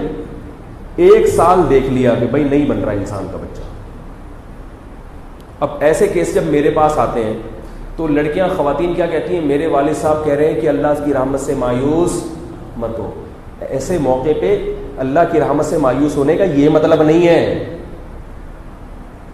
کہ آپ ہر آدمی کے بارے میں فرض کر کے بیٹھ جائیں کہ یہ ٹھیک ہو جائے گا. بھائی عین ممکن ہے ہو جائے, نہیں ہوا تو کیا ہوگا؟ 1 سال بہت ہوتا ہے. چلو 1 سال نہیں 2 سال انتظار کر لیا, 3 سال انتظار کر لیا اس بندے کے ٹھیک ہونے کا, نہیں ہو رہا. اس کا مطلب کیا ہے؟ عقل کیا کہتی ہے؟ اسباب کی دنیا میں ٹھیک ہونے کا چانس نہیں. ہو جائے اللہ کی قدرت, تو اللہ تو چاہے تو وہ کسی کو بھی ہدایت دے دے. لیکن ہم کس کے مکلف ہیں؟ ایک صاحب مجھے کہنے لگے یار اللہ نے چاہا تو ہو جائے گا. میں نے اللہ نے نہیں چاہا تو پھر آپ کو پہلے سے پتا ہے کہ اللہ اس کو ٹھیک کرنا چاہے گا. کیسے بتائیں یار؟ یہ ہوتا ہے کہ دینداروں میں کہ نہیں ہوتا. بے دین آدمی نہیں کرے گا یہ. بے دین آدمی فوراً فیصلہ کرے گا بھائی انسان کا بچہ بنا اور تھپڑ لگا کے طلاق لے گا اس سے. دیندار کیا کہے گا؟ نہیں, یوسف علیہ السلام کا بیٹا بھی تو مل گیا تھا نا اتنے سالوں کے بعد, تو مجھے بھی میرا داماد صحیح ہو کے دوبارہ مل جائے گا. وہ بھائی یوسف علیہ السلام کا جو اپنے والد کو مل گئے تھے تو یعقوب علیہ السلام کے پاس تو صبر کے علاوہ کوئی آپشن ہی نہیں تھا نا. وہ کیا کرتے, نہیں بھی ملتا تو بھی یہی کرتے. وہ اللہ نے اپنی رحمت کی بیٹے کو ملا دیا. لیکن ہر گمشدہ ضروری نہیں کہ مل بھی جائے. اب آپ اس وجہ سے بچوں کو بے احتیاطی چھوڑ دیں کہ جیسے یوسف علیہ السلام گم گئے تھے تو آخر مل ہی گئے تھے, تو میرا بچہ بھی اگر گم گیا تو نیلی چڈی میں یہ پیلی نیکر سے اعلان ہوگا کہ ایک بچہ مسجد میں ملا ہے نیلے رنگ کی نیکر پہنے میں, جن کا بچہ آگے لے جائیں. ایک مولوی صاحب اعلان کر رہے تھے جن کا بچہ آگے لے جائیں. گاؤں دیہاتی گیا, اسے بولے جن کا بچہ یہاں کیا کر رہا ہے بھائی, انسانوں کے بچے کے اعلان کیا کرو. تو اب کیا ہوتا ہے کہ نہیں بھائی, میں ایسے کیسز جانتا ہوں کہ بیٹی کو بالکل پاگل بنا دیا. 20 سال باپ نے صبر کیا اپنے نالائق داماد, 20 سال صبر کیا کہ اب صحیح ہو جائے گا, اب صحیح ہو, اور بیٹی کی جوانی برباد کر. 20 سال کے بعد مجھ سے آ رہے مشورے لیں گے کیا کروں. ابھی بھی ان کو امید ہے شاید داماد صحیح ہو جائے. میں نے کہا فوراً طلاق لو اس سے, فوراً طلاق لو. تو کہہ رہے نہیں طلاق سے تو اللہ کا عرش ہلتا ہے. میں نے کہا یہ جو آپ کی بیٹی بیچاری ہل گئی ہے, اس کی جو زندگی تباہ کو نفسیاتی گولیاں کھا رہی ہے وہ, اور اب اس کی دوبارہ شادی کا امکان بھی ختم ہو گیا. اب اس بیچاری پاگل سے کون شادی کرے گا؟ وہ جس کو پتا چلے گا یہ سائیکیٹرک کے پاس جاتی ہے اور گولیاں کھاتی ہے, ہر آدمی پیچھے ہٹے گا. یہ جو زندگی بیٹی کی تباہ کر دی, تو یہ کن لوگوں کے کام ہے؟ حاجیوں کے. حج کر کے آئے تھے, دیندار بن گئے. علم مضبوط نہیں ہے تو کہاں جانا شروع کر دیا؟ شریعت کا غلط استعمال. یہ جو قرآن میں آتا ہے نا کہ اللہ کی رحمت سے مایوس نہ ہو, اس کا صحیح مطلب کیا ہے؟ اس کا صحیح مطلب یہ ہے کہ جب تم نے دیکھ لیا کہ داماد نہیں سدھرنے کا نام لے رہا, ذہنی ٹارچر کر رہا ہے, تو طلاق لے لو اور اللہ کی رحمت سے مایوس بولو بھائی مت. اللہ بہت بڑا ہے, یہ مطلب ہے. علیحدگی کرو اور اللہ کی رحمت سے کیونکہ اب آپ کے پاس اس کے علاوہ کوئی آپشن ہے نہیں. جب کوئی آپشن نہیں ہوتا تو پھر کس سے دعا مانگی جاتی ہے کہ اللہ اب تو ہمارے پاس اور اس میں نقصان نظر آ رہا ہے تو, لیکن ہمارے پاس اس کے علاوہ کوئی آپشن ہے نہیں. جیسے یعقوب علیہ السلام کا بیٹا گم گیا, یعقوب علیہ السلام یہ تو نہیں کر سکتے تھے کہ اپنے دوسرے بیٹوں کو بھی جان سے مار دیں کہ تم نے میرا بچہ کیوں گمایا. باپ جوان بیٹوں کا کیا کرے گا بیچارے, صبر کے علاوہ کوئی آپشن نہیں تھا. اس موقع پر فرمایا کہ اللہ کی رحمت سے مایوس مت ہو. جب آپ کے پاس کوئی آپشن نہ ہو پھر پریشان نہ ہو, آپ کہیں کہ یار اب نقصان تو ہو رہا ہے لیکن میں اس نقصان کے علاوہ میرے پاس کوئی آپشن نہیں ہے, تو میں اللہ کی رحمت سے مایوس نہیں ہوتا, کیونکہ اللہ اسباب کا محتاج نہیں ہے. اسباب کی دنیا میں تو ناکام ہو رہا ہوں لیکن میرے بس میں جو تھا میں نے کر لیا. اب اللہ اپنے سے امید ہے کہ اپنی رحمت کے دروازے کھولے گا. تبھی قرآن میں اللہ نے کیا فرمایا کہ اگر میاں بیوی میں نہیں بن رہی, یہ آیتیں آپ بہت کم سنیں گے ممبروں سے, میاں بیوی میں جوڑ کی تو آپ سنیں گے اور ہونا ہی جوڑ ہی ہونا چاہیے اصل, لیکن اگر ایسی سخت حالت چل رہی ہے تو اللہ نے قرآن میں طلاق کی ترغیب دی ہے. کیوں؟ اسلام وہ بات کرے گا جو کامن سینس کے بولو نا بھائی مطابق ہو. پھر یہ نہیں کہا کہ نہیں کسی بھی طریقے سے جوڑو ان کو, نہیں اللہ تو توڑنا پسند نہیں کرتا. اللہ نے کیا وَإِن يَتَفَرَّقَا يُغْنِ اللَّهُ كُلًّا مِّن سَعَتِهِ, اللہ فرماتے ہیں اگر دونوں کا گزارا ناممکن, جرگے بھی بٹھا لیے, صلح کی تمام کوششیں ناکام ہو گئی, اللہ فرماتے ہیں الگ کرو ان دونوں کو. کیا فرما رہے؟ بولو بھائی الگ کرو. اے اللہ یہ الگ بچے کہاں جائیں گے, یا اللہ یہ کیا ہو جائے گا. اللہ نے کیا فرمایا, یغنی اللہ کلا من سعتی, دونوں کے لیے اللہ انتظام, اس کو دوسرا شوہر دلا دے گا, اس کو دوسری دلا, اتنا ٹینشن لینے کی ضرورت. کیسی عجیب آیتیں ہیں یار. یہ ہے اسلام, بالکل نیچرل مذہب, بالکل ایسی تعلیمات جو آسانی سے, بھائی شادی کا مقصد کیا سر پھوڑنا ہوتا ہے ایک دوسرے کا, ایک دوسرے کو برداشت کرنے کے لیے شادی کی جاتی ہے. اب بعض خانقاہوں میں کیا ہوتا ہے کہ مرید اپنے شیخ کو بتاتے ہیں کہ بیوی کے یہ عذاب آ گیا, عورت اپنے شیخ کو بتاتی ہے میرا میاں اتنا مارتا پیٹتا ہے, میرا زندگی عذاب بنا دی ہے. شیخ اس کو, میرے پاس تو آتے ہیں نا لوگوں کی کال, شیخ لکھ کے دے رہے ہیں کہ یہ وظیفہ پڑھ کے پھونک مارو, یہ وظیفہ پڑھ کے دم کرو, یہ فلاں سے دعا کرو, صبر کرو. اور ویسی نالائق بیوی ہے, وہ بعض دفعہ مرد کی بیوی نالائق ہوتی ہے, وہ ذہنی مریض بن جاتا ہے. میں نے ہارٹ اٹیک سے مرتے ہوئے دیکھے ہیں, بیوی کی وجہ سے مر گیا بندہ, اتنی ٹینشن دی اس نے. لیکن وہ شیخ کو خط لکھ رہے, تو شیخ کہہ رہے مرزا مظہر جانے جانا رحمۃ اللہ علیہ کو جتنے اونچے درجات ملے تھے وہ اپنی نالائق بیوی کی وجہ سے ملے تھے. او بھائی مرزا مظہر جانے جانا بہت بڑے بزرگ تھے, برداشت کر لیا, ہر آدمی برداشت. بزرگوں کے واقعات شریعت نہیں ہوتے, وہ تو ایک ترغیب دینے کے لیے کہ تھوڑی بہت نالائق بیوی ہیں تو برداشت کرنی پڑیں گی, خود کون سا پورے سیدھے ہو. لیکن اتنا ذہنی ٹارچر ہو گیا کہ پاگل ہو گیا, یا شوہر نے اتنا ذہنی ٹارچر کر دیا کہ نفسیاتی گولیوں پہ آ گئی ہے وہ, یا آنے والی ہے فوراً. میرے پاس جب کیس آتے ہیں نا, میں تھوڑا بکری ٹائپ کا آدمی ہوں, میں کیا کرتا ہوں جب مجھے پتا چلتا ہے نا کہ نفسیاتی گولیوں پہ آ گئی ہے عورت, میں کہتا ہوں شوہر کتنا ہی اچھا بھی کیوں نہ ہو نا, غلطی کرو. چاہے غلطی کس کی ہو, آپ کی بیٹی کی بھی غلطی ہے, شوہر کی غلطی نہیں بھی ہے, لیکن پریکٹیکلی جو چیز سامنے آ رہی ہے وہ کیا ہے کہ دونوں کا جوڑ نہیں بن رہا. عملی تجربہ یہ ہے کہ داماد میں کوئی خرابی نہیں ہے, خرابی بے شک بیٹی میں ہی ہے, لیکن نتیجہ کیا نکل رہا ہے کہ جو نکاح کا مقصد تھا وہ حاصل نہیں ہو رہا.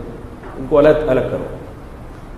حضرت جمیلہ بنت ثابت رضی اللہ تعالی عنہا رسول اللہ صلی اللہ علیہ وسلم کے پاس آئی, صحیح بخاری کی حدیث ہے. عرض کیا کہ یا رسول اللہ میرا نکاح ہوا ثابت الانصاری سے. یا رسول, جمیلہ بنت ثابت تھی یا کچھ اور نام تھا, جمیلہ تھا نام, باقی کس کی بیٹی تھی یہ ذہن سے نکل گیا. کہنے لگی یا رسول اللہ میں نے شوہر کو پہلے دیکھا نہیں تھا. مطلب یہی تھا ان کا کہ شوہر کو پہلے دیکھا نہیں. خیال یہ تھا بھائی واجبی ہوگا, بعض خواتین کو نہیں چاہیے ہوتا کہ بہت زیادہ ہینڈسم خوبصورت, بھائی ٹھیک ہے ابا نے کر دی تو کچھ صحیح ہوگا. بس اخلاق اچھے ہونے چاہیے تو ٹھیک ہے، ابا نے کر دی، وہ کر دی ان کے ابا نے یا بھائی نے. جب دیکھا تو وہ بیچارے شکل و صورت کے بہت ہی کم تھے، یعنی بہت زیادہ فرق تھا جو ان کے تصور سے بالا تھا. فرمانے لگی یا رسول اللہ بی من الجمال ما ترا، یا رسول اللہ آپ جانتے ہیں میں کتنی خوبصورت عورت ہوں، اور میرے شوہر جن کے ساتھ میری رات رخصتی ہوئی ہے قد کے چھوٹے ہیں، رنگ انتہائی سیاہ ہے، اور بالکل بھی شکل و صورت میرے میچ کی، یعنی پرسنالٹی پر اعتراض تھا. اور فرمانے لگی کہ میں ایک رات بھی ان کے ساتھ گزارا نہیں کر سکتا. اور کیسی صاف گو خاتون تھیں. واللہ لا اعتب علیہ فی دینہ وخلقہ، یا رسول اللہ ان کے اخلاق پر بھی کوئی اعتراض نہیں اور ان کے دینداری پر بھی کوئی اعتراض. بہت نائس پرسن ہے، بہت اچھے آدمی ہیں، لیکن شکل و صورت مجھ سے قبول نہیں ہو رہی. آپ صلی اللہ علیہ وسلم خاتون کی کنڈیشن دیکھ لی کہ بھئی قسمیں اٹھا کے نبی کے سامنے کہہ رہی ہیں، اور اگر ذرا سی بھی جھوٹ بولنے والی ہوتی تو 10 الزامات جھوٹے ڈال دیتی نا شوہر کے اوپر. آج عدالتوں میں تو کھلے ہوتے ہیں، جو کھلا ہو رہا ہے، اور بڑھ کے جب جس سے عورت علیحدگی چاہتی ہے تو وکیل پورے جھوٹ کا ایک پلندہ خاتون کے ہاتھ میں پکڑا دیتے ہیں، پہلے سے تیار ہوتا ہے جھوٹ کا ایک پلندہ لکھا لکھایا انہوں نے فوٹو کاپیاں. اس لیے وکیلوں کا جنت میں جانا اللہ کرے چلے جائیں، لیکن بظاہر بڑا مشکل لگ رہا ہے. کیونکہ اب ایک عورت کسی کی بیوی ہو، آپ نے غلط کیس کی بنیاد پر طلاق لے کے کسی اور سے شادی کرا دی تو وہ زنا ہوگا کہ نہیں ہوگا؟ تو یہ زنا وکیلوں کے کھاتے میں جائے گا کہ نہیں جائے گا؟ اور وہ جج نے جو غلط فیصلہ کیا، جو وکیل نے اس کو غلط پٹیاں پڑھا کے غلط فیصلہ لے لیا، بلکہ جج سے زیادہ وکیل ذمہ دار ہوتا ہے، کیونکہ کیس بنانے والا وکیل ہوتا ہے. اس لیے وکیلوں کو اللہ کے عذاب سے ڈرنا چاہیے. خاتون سے پوچھے جو سچی سچی باتیں وہ لکھو. تو نبی صلی اللہ علیہ وسلم یقیناً جانتے تھے کہ یہ ایک ایک لفظ کیا کہہ رہی ہیں، بالکل سچ کہہ رہی ہیں، ایک ایک لفظ سچ ہے، ایک بھی جھوٹ نہیں ہے، کیونکہ مبالغہ نہیں کر رہی ہیں. اگر ورنہ جھوٹے الزام لگا دیتی ہیں. کہہ رہی ہیں مجھے اللہ کی قسم ان کے دین پر کوئی اعتراض نہیں، ان کے اخلاق پر کوئی، کردار پر کوئی اشکال نہیں ہے، لیکن آپ جانتے ہیں میں بہت خوبصورت عورت ہوں، اور وہ شکل و صورت کے لحاظ سے بہت ہی کم درجے کے ہیں، اللہ کی قسم گزارا نہیں ہو سکتا. اور ایسے بڑے پیارے الفاظ کہے انہوں نے، اکرہ الکفر فی الاسلام، یا رسول اللہ میں اسلام میں کافروں والے کام کروں یہ مجھ سے نہیں ہوتا. کیا مطلب؟ مسلمان عورت ہمیشہ اپنے شوہر سے محبت کرتی ہے، اس کو سر کا تاج بناتی ہے، اس کو گھر کا سربراہ بناتی ہے، اس کی خدمت میں فخر کرتی ہے. تو یا رسول اللہ مجھے ان سے طبعی نفرت اتنی پیدا ہو گئی ہے کہ میں جو اسلام کا حکم ہے اس معاملے میں اس کو فالو نہیں کر سکوں گی، محبت نہیں ہوگی، اطاعت نہیں ہوگی مجھ سے، ان کو اپنے سر کا تاج نہیں بنا سکتی. عورت تو مسلم معاشرے میں عورت تو اپنے شوہر سے بہت زیادہ محبت کرتی ہے، تو میں کیسے ان کی خدمت کروں گی، کیسے ان کو خوش کروں گی؟ مجھ سے نہیں ہوگا. تو مجھ سے یہ کفر ہوگا، نافرمانی ہوگی اللہ کی. آپ صلی اللہ علیہ وسلم سمجھ گئے کہ معاملہ کیا ہے سنجیدہ. اب آپ نے یہ نہیں فرمایا، صحیح بخاری کی حدیث ہے، آپ نہیں فرمایا کہ وہ فلاں جگہ ایک بابا ہے ان سے تعویذ لو اور صبح و شام شوہر کو یہ پلاؤ، کیا ہو جائیں گے وہ ایک دم چلتے رہیں گے. یا خود پی لیا کرو تو تمہارے دل میں جو ان سے نفرت ہے وہ کیا ہو جائے گی. القیت علیک محبتا منی، یہ والی آیت 486 دفعہ صبح اور 486 دفعہ شام پانی پہ دم کر کے پیو تو کیا ہو جائے گی. یا ان کے شوہر کو بلاتے ہیں کہ یار تمہاری بیوی تم سے محبت نہیں کرتی، ایک چیز ہے میرے پاس. ہم اگر ہوتے تو ہم کیا کرتے؟ پہلے تو ہم اس کو بیچتے خانقاہ میں. خانقاہ کا میں خلاف نہیں ہوں، میں خود بھی جو کچھ ہوں خانقاہ کی وجہ سے ہوں. کہیں میری باتوں کو نیگیٹو میں نہ لے جائے کرے. نہ میں تبلیغ، میری اوقات کیا ہے کہ میں تبلیغ کے خلاف بولوں، میں خانقاہ کے خلاف بولوں، میری اوقات کیا ہے. تو اللہ نے ستاری کا معاملہ کیا ہوا ہے تو آج ہم بیٹھے ہوئے لوگوں کے سامنے. بات یہ کہ جس چیز کے جو فائدے ہیں وہ لو، اور جو سائیڈ افیکٹ ہوتے ہیں نا ان سے بچو. ہمارے یہاں فائدوں کے ساتھ ساتھ سائیڈ افیکٹ بھی آ رہے ہیں، نقصان کی چیزیں بھی آ رہی ہیں. تو اب کیا ہے کہ وہ روحانیت کے نام پہ کیا ہوتا، یہ القیت علیک محبتا منی، ان کے شوہر کو ان کی بیوی کو پلا دیا جائے تاکہ ان کے دل میں اپنے شوہر کی. لیکن آپ صلی اللہ علیہ وسلم نے اسباب کو دیکھا، ظاہری اسباب. ان خاتون نے دلائل دیے، دلائل کے انبار لگا دیے. یہ نہیں کہا کہ میرے شوہر بدصورت ہیں. بھائی ہر ایک کا شوہر تھوڑی خوبصورت ہوتا ہے. اتنی دلیل کافی نہیں ہے. یا رسول اللہ میں ایکسٹرا آرڈینری خوبصورت ہوں اور وہ ایکسٹرا آرڈینری بس صورت ہے ان کے لحاظ سے, صورت کے لحاظ سے, صورت کے لحاظ سے وہ مجھ سے بے انتہا کم اور میں صورت کے لحاظ سے بہت حسینہ. کیسے ہو سکتا ہے؟ پھر صرف صورت نہیں, ان کا قد بھی ایسا, ان کی ہائٹ, یہ سب چیزیں. تو آپ صلی اللہ علیہ وسلم نے گراؤنڈ ریئلٹی کو دیکھ کے فیصلہ کیا ہے کہ ان کو ساتھ رہنا چاہیے یا ان میں بولو بھائی علیحدگی.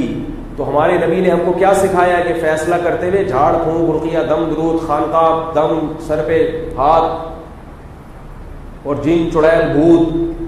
یہ نہیں کہ اصل میں کچھ جب شادی ہو گئی تھی تو اس وقت تو یہ نہیں باتیں کر رہی تھی, ابھی پڑوس کچھ کیا ہے کسی نے.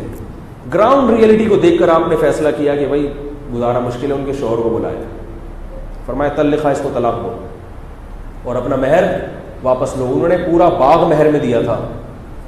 اور نہ نبی نے ان خاتون کو یہ ملامت کی کہ جب تم نے بغیر دیکھے شادی کی تو بھگتو. بھائی ان سے غلطی ہو گئی لیکن اب اس غلطی کی اتنی بڑی سزا تو نہ ملے نا. ہو جاتی ہے ہر ایک سے غلطی. لوگ یہ بھی کہتے ہیں یار پھر کی کیوں ہے بھائی, ٹھیک ہے نا, کی کیوں بھائی, کر لی یار, غلطی ہو گئی. اس وقت اندازہ نہیں تھا کہ بھائی میرے لحاظ سے کوئی اتنی بھی یعنی صورت میں کم ہو سکتے ہیں. ان کا خیال تھا کہ نہیں ہوتے. تو غلطیاں بھی انسان سے ہوتی ہیں, اس کی پھر تلافیاں بھی ہوتی ہیں. تو نبی نے گراؤنڈ ریئلٹی کو دیکھ کر فیصلہ کیا. ان صحابی کو بلایا, بولے بھائی کو کیا کرو, خام خواہ میں پھٹے بازی ہوگی, چھوڑ دو یار, تمہارا خرچہ ہوا ہے نا, خرچہ واپس لے لو. کیا کرو, خرچہ واپس لے لو. تو اسلام نے کیا سکھائی ہے, یہاں کیا ہوتا ہے. ایک آدمی کہہ رہا تھا عقل کا کمال ہے عقل. میں نے کہا عقل یہاں نہیں ہوتی بھائی, یہاں ہوتی ہے عقل, گھٹنوں میں نہیں ہوتی. تو میرے پاس جو کالز آتی ہے نا, ایک عجیب دنیا ہے.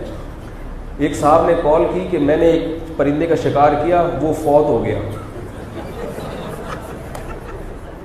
وہ کیا ہو گیا, فوت. میں نے کہا یار اس کا جنازہ پڑھ کے, اس کو اتنا خوبصورت حسین پرندہ تھا کہ وہ فوت ہو گیا ہے. میں نے کہا اس کا انتقال ہو گیا ہوگا.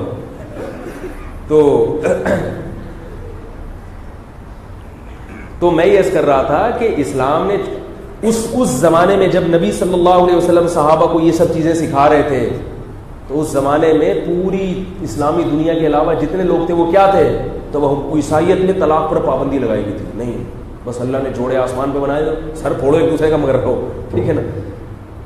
تو زنا بھی تھا اور عجیب سا وراثت کا کوئی سیٹ اپ نہیں تھا. وراثت دی تو پھر اتنی دے دی, عورت کو مرد کے برابر دے دی, خرچے مرد پہ ڈال دی اور عورت کو اتنا ہی پیسہ دیا جا رہا ہے. اسلام نے کیسا خوبصورت حکم دیا. مرد کی ذمہ داری, مرد کو وراثت تو زیادہ دی مگر مالی خرچے بھی کس پہ ڈال دیے, مرد پہ ڈال دی. تو ہمارا مذہب تو بھائی ساری لاجیکل باتیں کرتا ہے ساری. ہاں کچھ باتیں ایسی ہیں جو ہماری عقل سے بالاتر ہیں, تو اس میں ہم کہیں گے بھئی اللہ اس کے رسول نے جو کہا وہ بالکل سچ کہا. اور کوئی بات آپ کو خلاف عقل لگتی ہے تو وہ بعض دفعہ آپ کی عقل کی اپروچ سے بالاتر ہوتی ہے, آپ غلط سوچ رہے ہوتے ہیں اس لیے لگ رہی ہوتی نہیں ہے وہ خلاف عقل. کسی پڑھے لکھے سے پوچھیں تو بتائے گا یہ خلاف عقل نہیں ہے. تو اس لیے اس مسلمانوں نے ترقی بھی کی, کلچر لائے مسلمان. اب کیونکہ وہ ترقی پر وہ لوگ آگے نکل گئے, اب ہمیں ہر چیز ان کی اچھی لگ رہی ہے. یہ 100% غلط ہے. جیسے نبی صلی اللہ علیہ وسلم, اگر آپ نے ایک چیز میں غیر مسلموں کو فالو کیا کہ بھئی وقفے سے یعنی وقفے کا کوئی خاص فائدہ نہیں ہے اور بچے کو وقفہ نہ کرنے سے نقصان نہیں ہے, آپ نے وہاں سے لے لیا, تو اب اس کا یہ مطلب نہیں کہ آپ ہر چیز فارس سے لیں گے, بلکہ فارس آگے سلمان فارسی رضی اللہ تعالیٰ عنہ تو فارس تھے, انہوں نے نبی کے ہاتھ پہ آگے اسلام قبول کیا ہے. تو گورے بھی مسلمان ہوتے ہیں, وہ بھی مسلمان علماء کو فالو کرتے ہیں. اور ہم کیا کر رہے ہیں کہ ویلنٹائن ڈے والا کلچر کہتے ہیں وہاں سے ہے, کیونکہ پنکھا وہاں سے آ رہا ہے اور ایئر کنڈیشن وہاں سے آ رہا ہے, تو کلچر بھی کس کا ہوگا, وہاں کا ہوگا. تو وہ فیس بک پہ ایک نے بڑا اچھا کمنٹ کیا ہوا, تو اس نے کہا پھر سور بھی کھایا کرو, کلچر جب ان کا فالو کرنا ہے. اور آگے میں اس پہ تڑکا لگا دیتا ہوں کہ بوڑھے والدین کو اولڈ ہاؤس میں داخل کیا کرو. تو ہر چیز ہم ان سے لینی ہے, ساری چیزیں ان سے لو نا. تو ہم ساری چیزیں نہیں لے سکتے بھائی ان سے. پنکھا لیں گے ہم ان سے, موبائل لیں گے, یہ چیزیں لیں گے. جو لائف اسٹائل ہے اس میں ہم ان کو کہیں گے کہ آپ ہم سے لیں.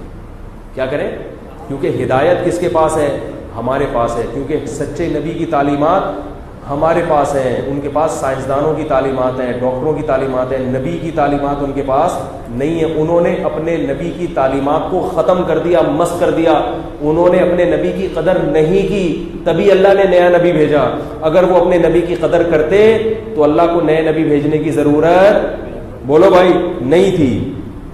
تو اس لیے ویلنٹائن ڈے میں جو محبت کے نام پہ ڈرامے بازیاں ہو رہی ہیں، حرام کاریاں ہو رہی ہیں، زنا کا دروازہ پھیلا جا رہا ہے. محبت والدین سے کیوں نہیں کرتے؟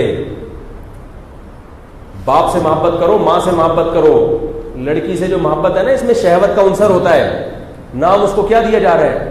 محبت کا دن، شہوت پرستی کا دن ہے، خواہشات نفسانیہ پورا کرنے کا. ایک دفعہ میرے پاس ایک لڑکے کا فون آیا، رو رہا ہے، کہہ رہا مجھے کسی لڑکی سے عشق ہو گیا، محبت ہو گئی، مجھے مل نہیں رہی، مجھے مل نہیں رہی وہ. میں نے کہا میں کیا کروں بھائی، مجھے کیوں فون کر رہا ہے بھائی؟ کہہ رہا ہے یار اس کے ابا نہیں مان رہے. میں نے کہا میں کیا کروں بھائی؟ میں نے کہا ہم نے بھی کئی جگہ ٹرائی کی، ابا نہیں مانے تو ہم صبر کر کے بیٹھ گئے. ہمارے بس میں اگر یہ ہوتا کہ اباؤں کو منوانا، کیا خیال ہے، کوئی ہمارے پاس ایسا منتر ہوتا تو پھر ہم جو ہے ابھی ہماری 4 ہو چکی ہوتی ہیں.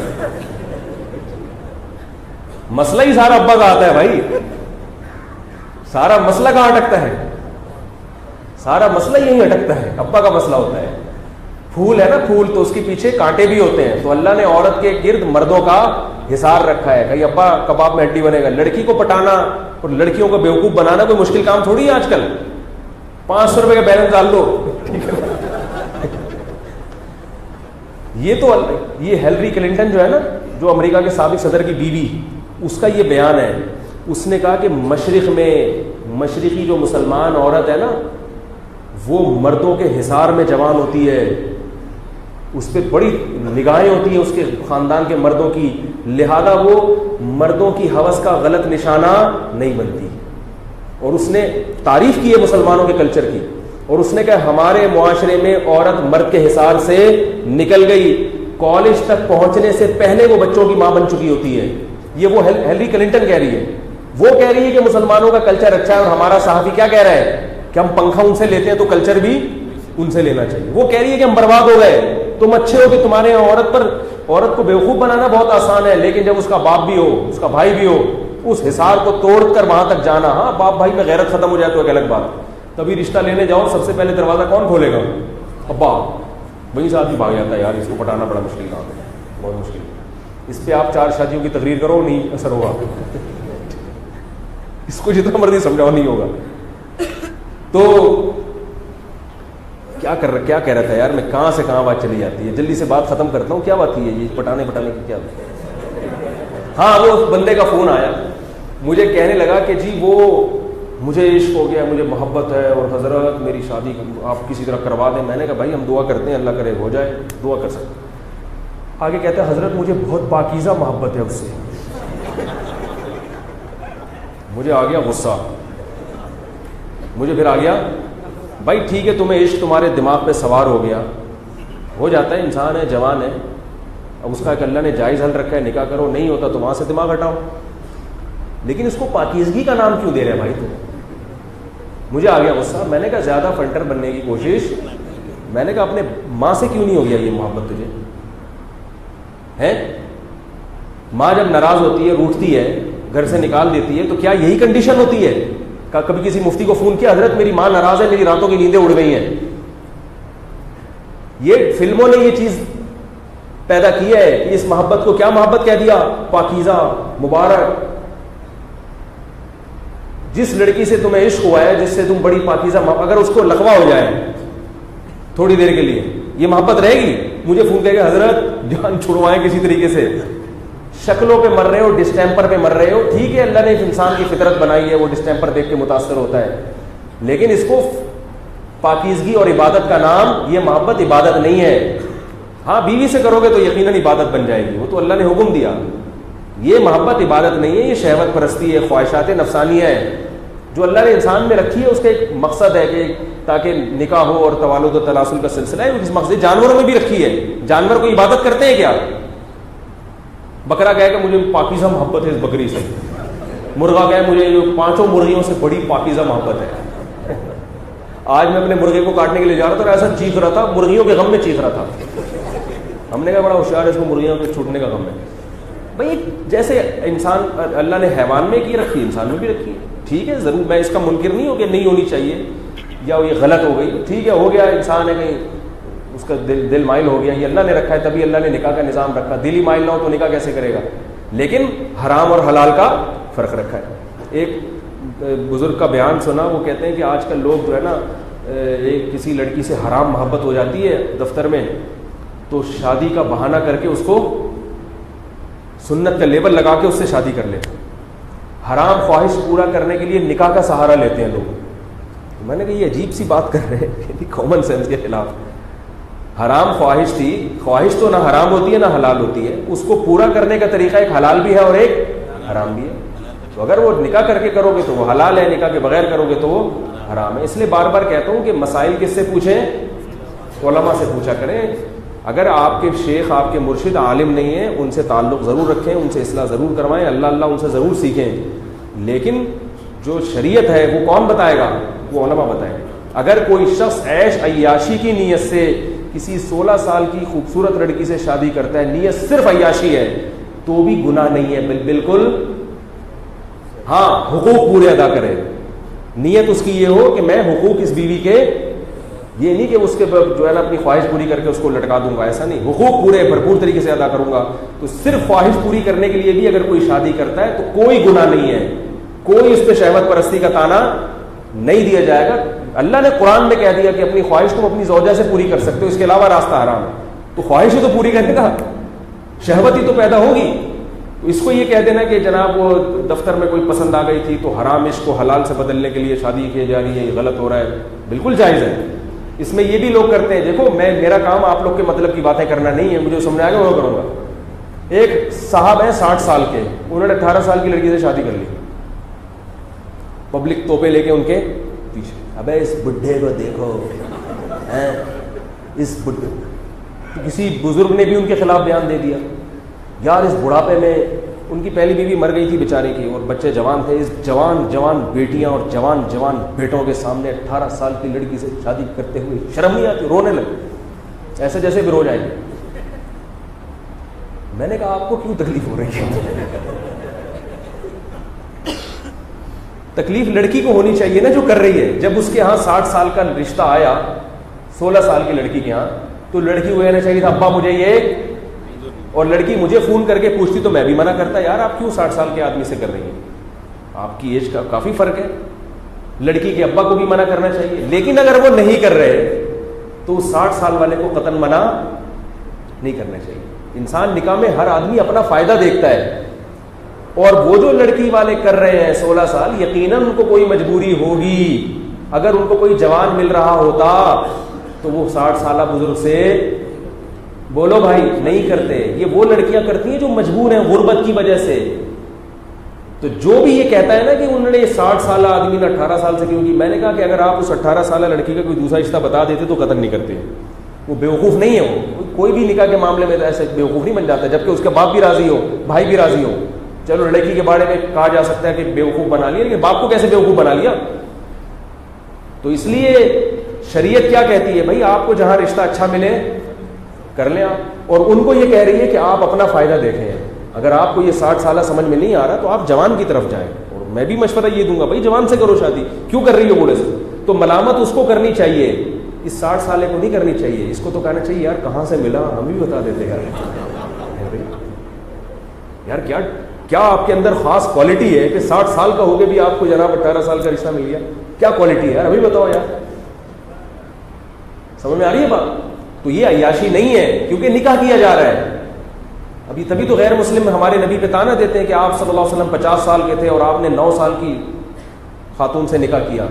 بھائی نکاح کیا ہے, حضرت عائشہ بھی خوش, ان کے والد بھی خوش, کیا ہے نا, تو آپ کو کیا تکلیف ہو رہی ہے؟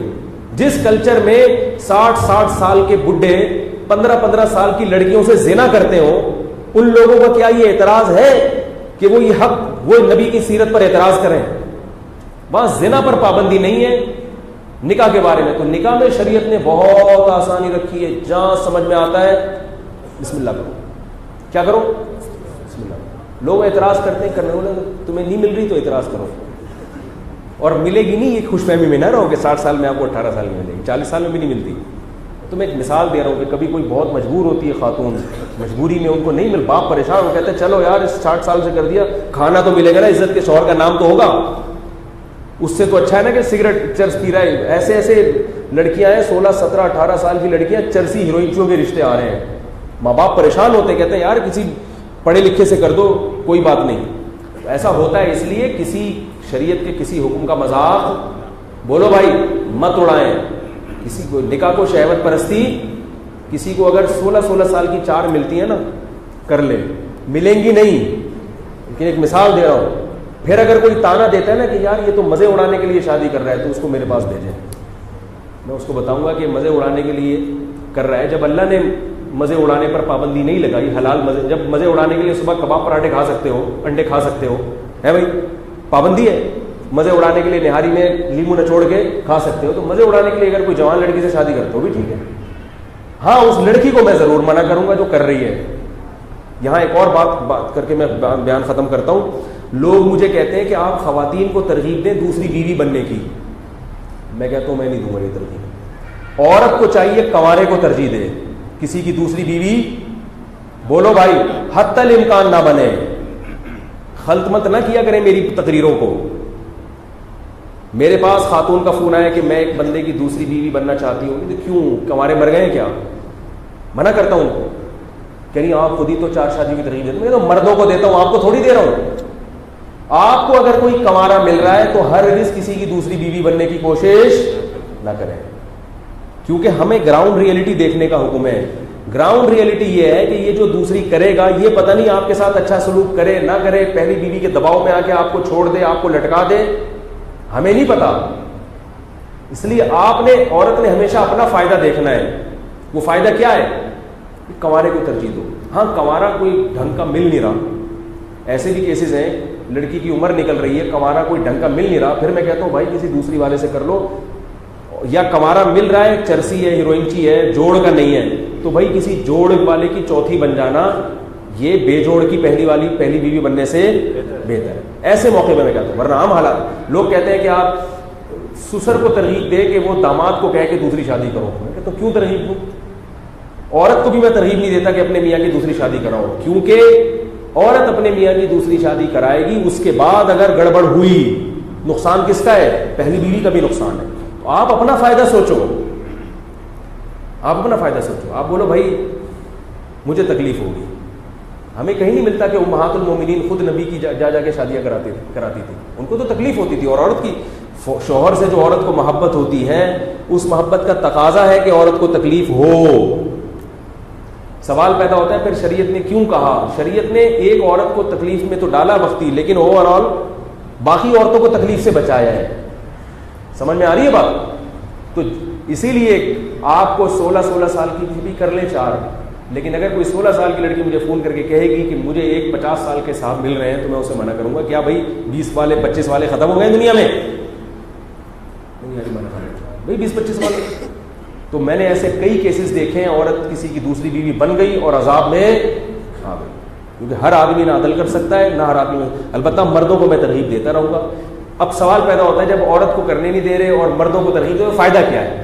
مردوں کی ترغیب سے فائدہ یہ ہوگا کہ خواتین کو رشتوں کے انتخاب میں آسانی ہو جائے گی, ان کے لیے سلیکشن میں, کیونکہ ہر آدمی جب 2-2 3-3 4-4 کرے گا تو سب نکاح کے پیغامات بھیجیں گے, تو لڑکیوں کے باپوں کے پاس آپشن بہت زیادہ بڑھ جائیں گے. پھر وہ فیصلہ کریں گے کہ آپ میں صلاحیت ہے یا نہیں ہے. کیسے سمجھائیں؟ یہ عقل کی باتیں پلے باندھ لو. جب سب کرنا شروع کریں گے نا تو پھر لڑکیوں والے کے پاس رشتے دھڑا دھڑ آئیں گے. پھر وہ یہ فیصلہ کریں گے کہ بھائی یہ چوتھی والا ہے, یہ تیسری والا, یہ کنوارا, تو اس کنوارے میں یہ فالٹ ہے, اس سے تو بہتر یہ دوسری والا ہی ہے. کیونکہ آپ میں 2 کی صلاحیت ہے یا نہیں. جیسے آپ یہ فیصلہ کر سکتے ہیں تو لڑکی کا باپ بھی یہ فیصلہ کرے گا کہ اس میں 2 کی ہے, یا وہ آپ کی زبان پہ اعتماد نہیں کرے گا. آپ تو جا کے کہیں میں تو 4 کو رکھ سکتا ہوں وہ صلاحیت, تو وہ بھی آپ کو دیکھے گا کہ بھئی آپ کی آمدن کتنی ہے. وہ پہلی بیوی کے گھر بھی جا کے ریسرچ کرے گا اس کو کیا کھلا رہا ہے. ایسا تو نہیں وہ صبح شام دوائی لگا کے رکھی ہوئی, مارا پیٹ رہا ہے اور کچھ نہیں کھلا رہا, تو جب اس کو یہ حال ہے تو دوسری کا کیسے. وہ بھی ٹیسٹ کرے گا, اس کے بعد جا کے پتا چلے گا. اس کی رائے میں اگر آپ میں 2 کی صلاحیت ہے تو وہ دے دے گا, بشرطے کہ اس کو پہلا والا نہ مل رہا ہو. اور اگر اس کی رائے میں نہیں ہے تو آپ سڑکیں ناپتے پھریں. اس سے اس اشکال کا بھی جواب ہو گیا. ایک صاحب مجھے کہنے لگے کہ اسلام میں 4 شادیوں کی اجازت ہے, تو اتنی عورتیں تو پیدا ہوئی نہیں کہ 4 لوگ کریں. بھائی ہر آدمی 4 کر ہی نہیں سکتا, ایک کے مقابلے میں 4 عورتیں تھوڑی پیدا ہو رہی ہیں. ڈبل بھی ریشو نہیں ہے, یعنی اتنا بھی ریشو نہیں ہے کہ مردوں کے مقابلے میں عورت کی آبادی دگنی ہو, ایسا بھی نہیں ہے. تو پھر یہ ہوگا کیسے؟ میں نے کہا یہ اس لیے نہیں اسلام نے کہا کہ ہر آدمی 4 کر بھی لے. 4 کی جب کوشش ہوگی تو خواتین کے پاس رشتوں کے انتخاب میں سلیکشن آسان عمل ہو جائے. پھر لڑکی اور اس کے ابا فیصلہ کریں گے کہ آپ نے 4 رکھنی ہے, آپ نے 3 رکھنی ہے, آپ نے 2 رکھنی ہے, آپ کمانے رہو ساری زندگی, آپ نے صلاحیت ہی نہیں ہے. آئی بس یہ تو ایک رسد اور طلب اور سپلائی اور ڈیمانڈ کا ایک توازن پیدا ہو جائے گا. یہ رسد جو سپلائی ہے وہ کم ہوگی, ڈیمانڈ بڑھ جائے گی, تو عورت کی ویلیو کیا ہوگی؟ بڑھ جائے گی. اس لیے یہ جو کہا جاتا ہے نا عدل نہیں ہو سکتا, یہ نہیں ہو سکتا, فلاں نہیں ہوتا, یہ تو لڑکی کے والے بھی تو فیصلہ کریں گے نا کہ ہو سکتا ہے کہ نہیں ہوتا. تو اس لیے میں لڑکیوں کو کبھی ترغیب نہیں دیتا کہ بھئی آپ کسی کی دوسری بیوی بنو. میں کہتا ہوں اگر پہلا ڈھنگ کا نہیں مل رہا تو پھر کنوارے بیٹھنے سے بہتر ہے کہ کسی, اور یہ گورے بھی کہتے ہیں, ایک فرانسیسی عورت نے یہ بات لکھی اپنی کتاب میں کہ میں کسی نااہل اور جاہل کی پہلی بیوی بنوں, اس سے مجھے زیادہ بہتر یہ لگتا ہے کہ کسی اہل کی 10ویں بن جاؤں میں. اس نے 4 نہیں, اس نے 10ویں لکھا. اس نے کہا کہ ایک آدمی اگر عورتوں کو سنبھال سکتا ہے, ذمہ دار ہے, اس کی 9 بیویاں ہوں گی نا, میں اس کی 10ویں بیوی بننا قبول کر لوں گی. مجھے وہ کنوارا نہیں چاہیے جو اہل نہ ہو, ہیروئن کی چرسی اور حقوق ادا نہ کرتا ہوں, وہ مجھے کنوارا نہیں چاہیے. یہ ہم عورتوں کو کہتے ہیں کہ اگر کوئی کنوارا اچھا مل رہا ہے تو بھائی دوسری شادی والے کو کیوں اپنے آپ کو آزمائشوں میں ڈال رہی؟ پتہ نہیں وہ عدل کرے نہ کرے. بعض ایسے بے غیرت ہیں, کر لی, جب سسرال کا دباؤ پڑا صاحب ڈھیلے ہو گئے, چھوڑ. اور بعض یہ بھی کرتے ہیں دوسری کو کر کے پہلی کو لٹکا دیتے ہیں, اس کے ساتھ ظلم شروع ہو جاتا ہے. تو اس لیے ہم آپ کو تو کہیں گے کہ بھائی عدل بھی کرو اور یہ سب کام کرو. ان کو ہم یہ کہیں گے کہ جب آپ کو کمانا مل رہا ہے تو وہ آپ سے بولو بھائی نہیں کرے. یہ ہے اس بارے میں اعتدال کی رائے. کہاں سے کہاں بات نکل گئی. تو ویلنٹائن ڈے نہیں منانا چاہیے, خلاصہ یہ نکلا ہے. چاہے اس کے کیسے ہی دلائل دیے جائیں, کیونکہ اللہ تعالیٰ نے ہمیں کیوں پیدا کیا ہے؟ آزمائش کے لیے. تو ہم کلچر گوروں سے نہیں لیں گے. جو سورہ ملکی میں آیات بتا رہا تھا نا, اللہ نے جب آزمانے کے لیے پیدا کیا ہے تو ہمارا تو ایک ویژن ہے, جنت حاصل کرنی ہے, ہم اس کو سامنے رکھ کر زندگی گزاریں گے.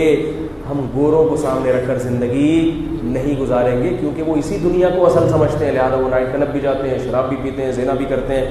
تو بھائی ہم تو یہ نہیں کر سکتے. کیا خیال ہے؟ اس لیے ہمیں ان چیزوں سے بچنا ہے. اتنے سارے تعویذ, یہ پھر اگلے ہفتے دیں, بہت وقت ہو گیا, وقت بہت زیادہ ہو گیا ہے. یہ سوالات کی پرچیاں اگلے ہفتے دے دیں. اللہ تعالیٰ سمجھنے کی عمل کی توفیق عطا فرمائے. سبحانک اللہم و بحمدک نشہد ان لا الہ الا انت نستغفرک و نتوب الیک.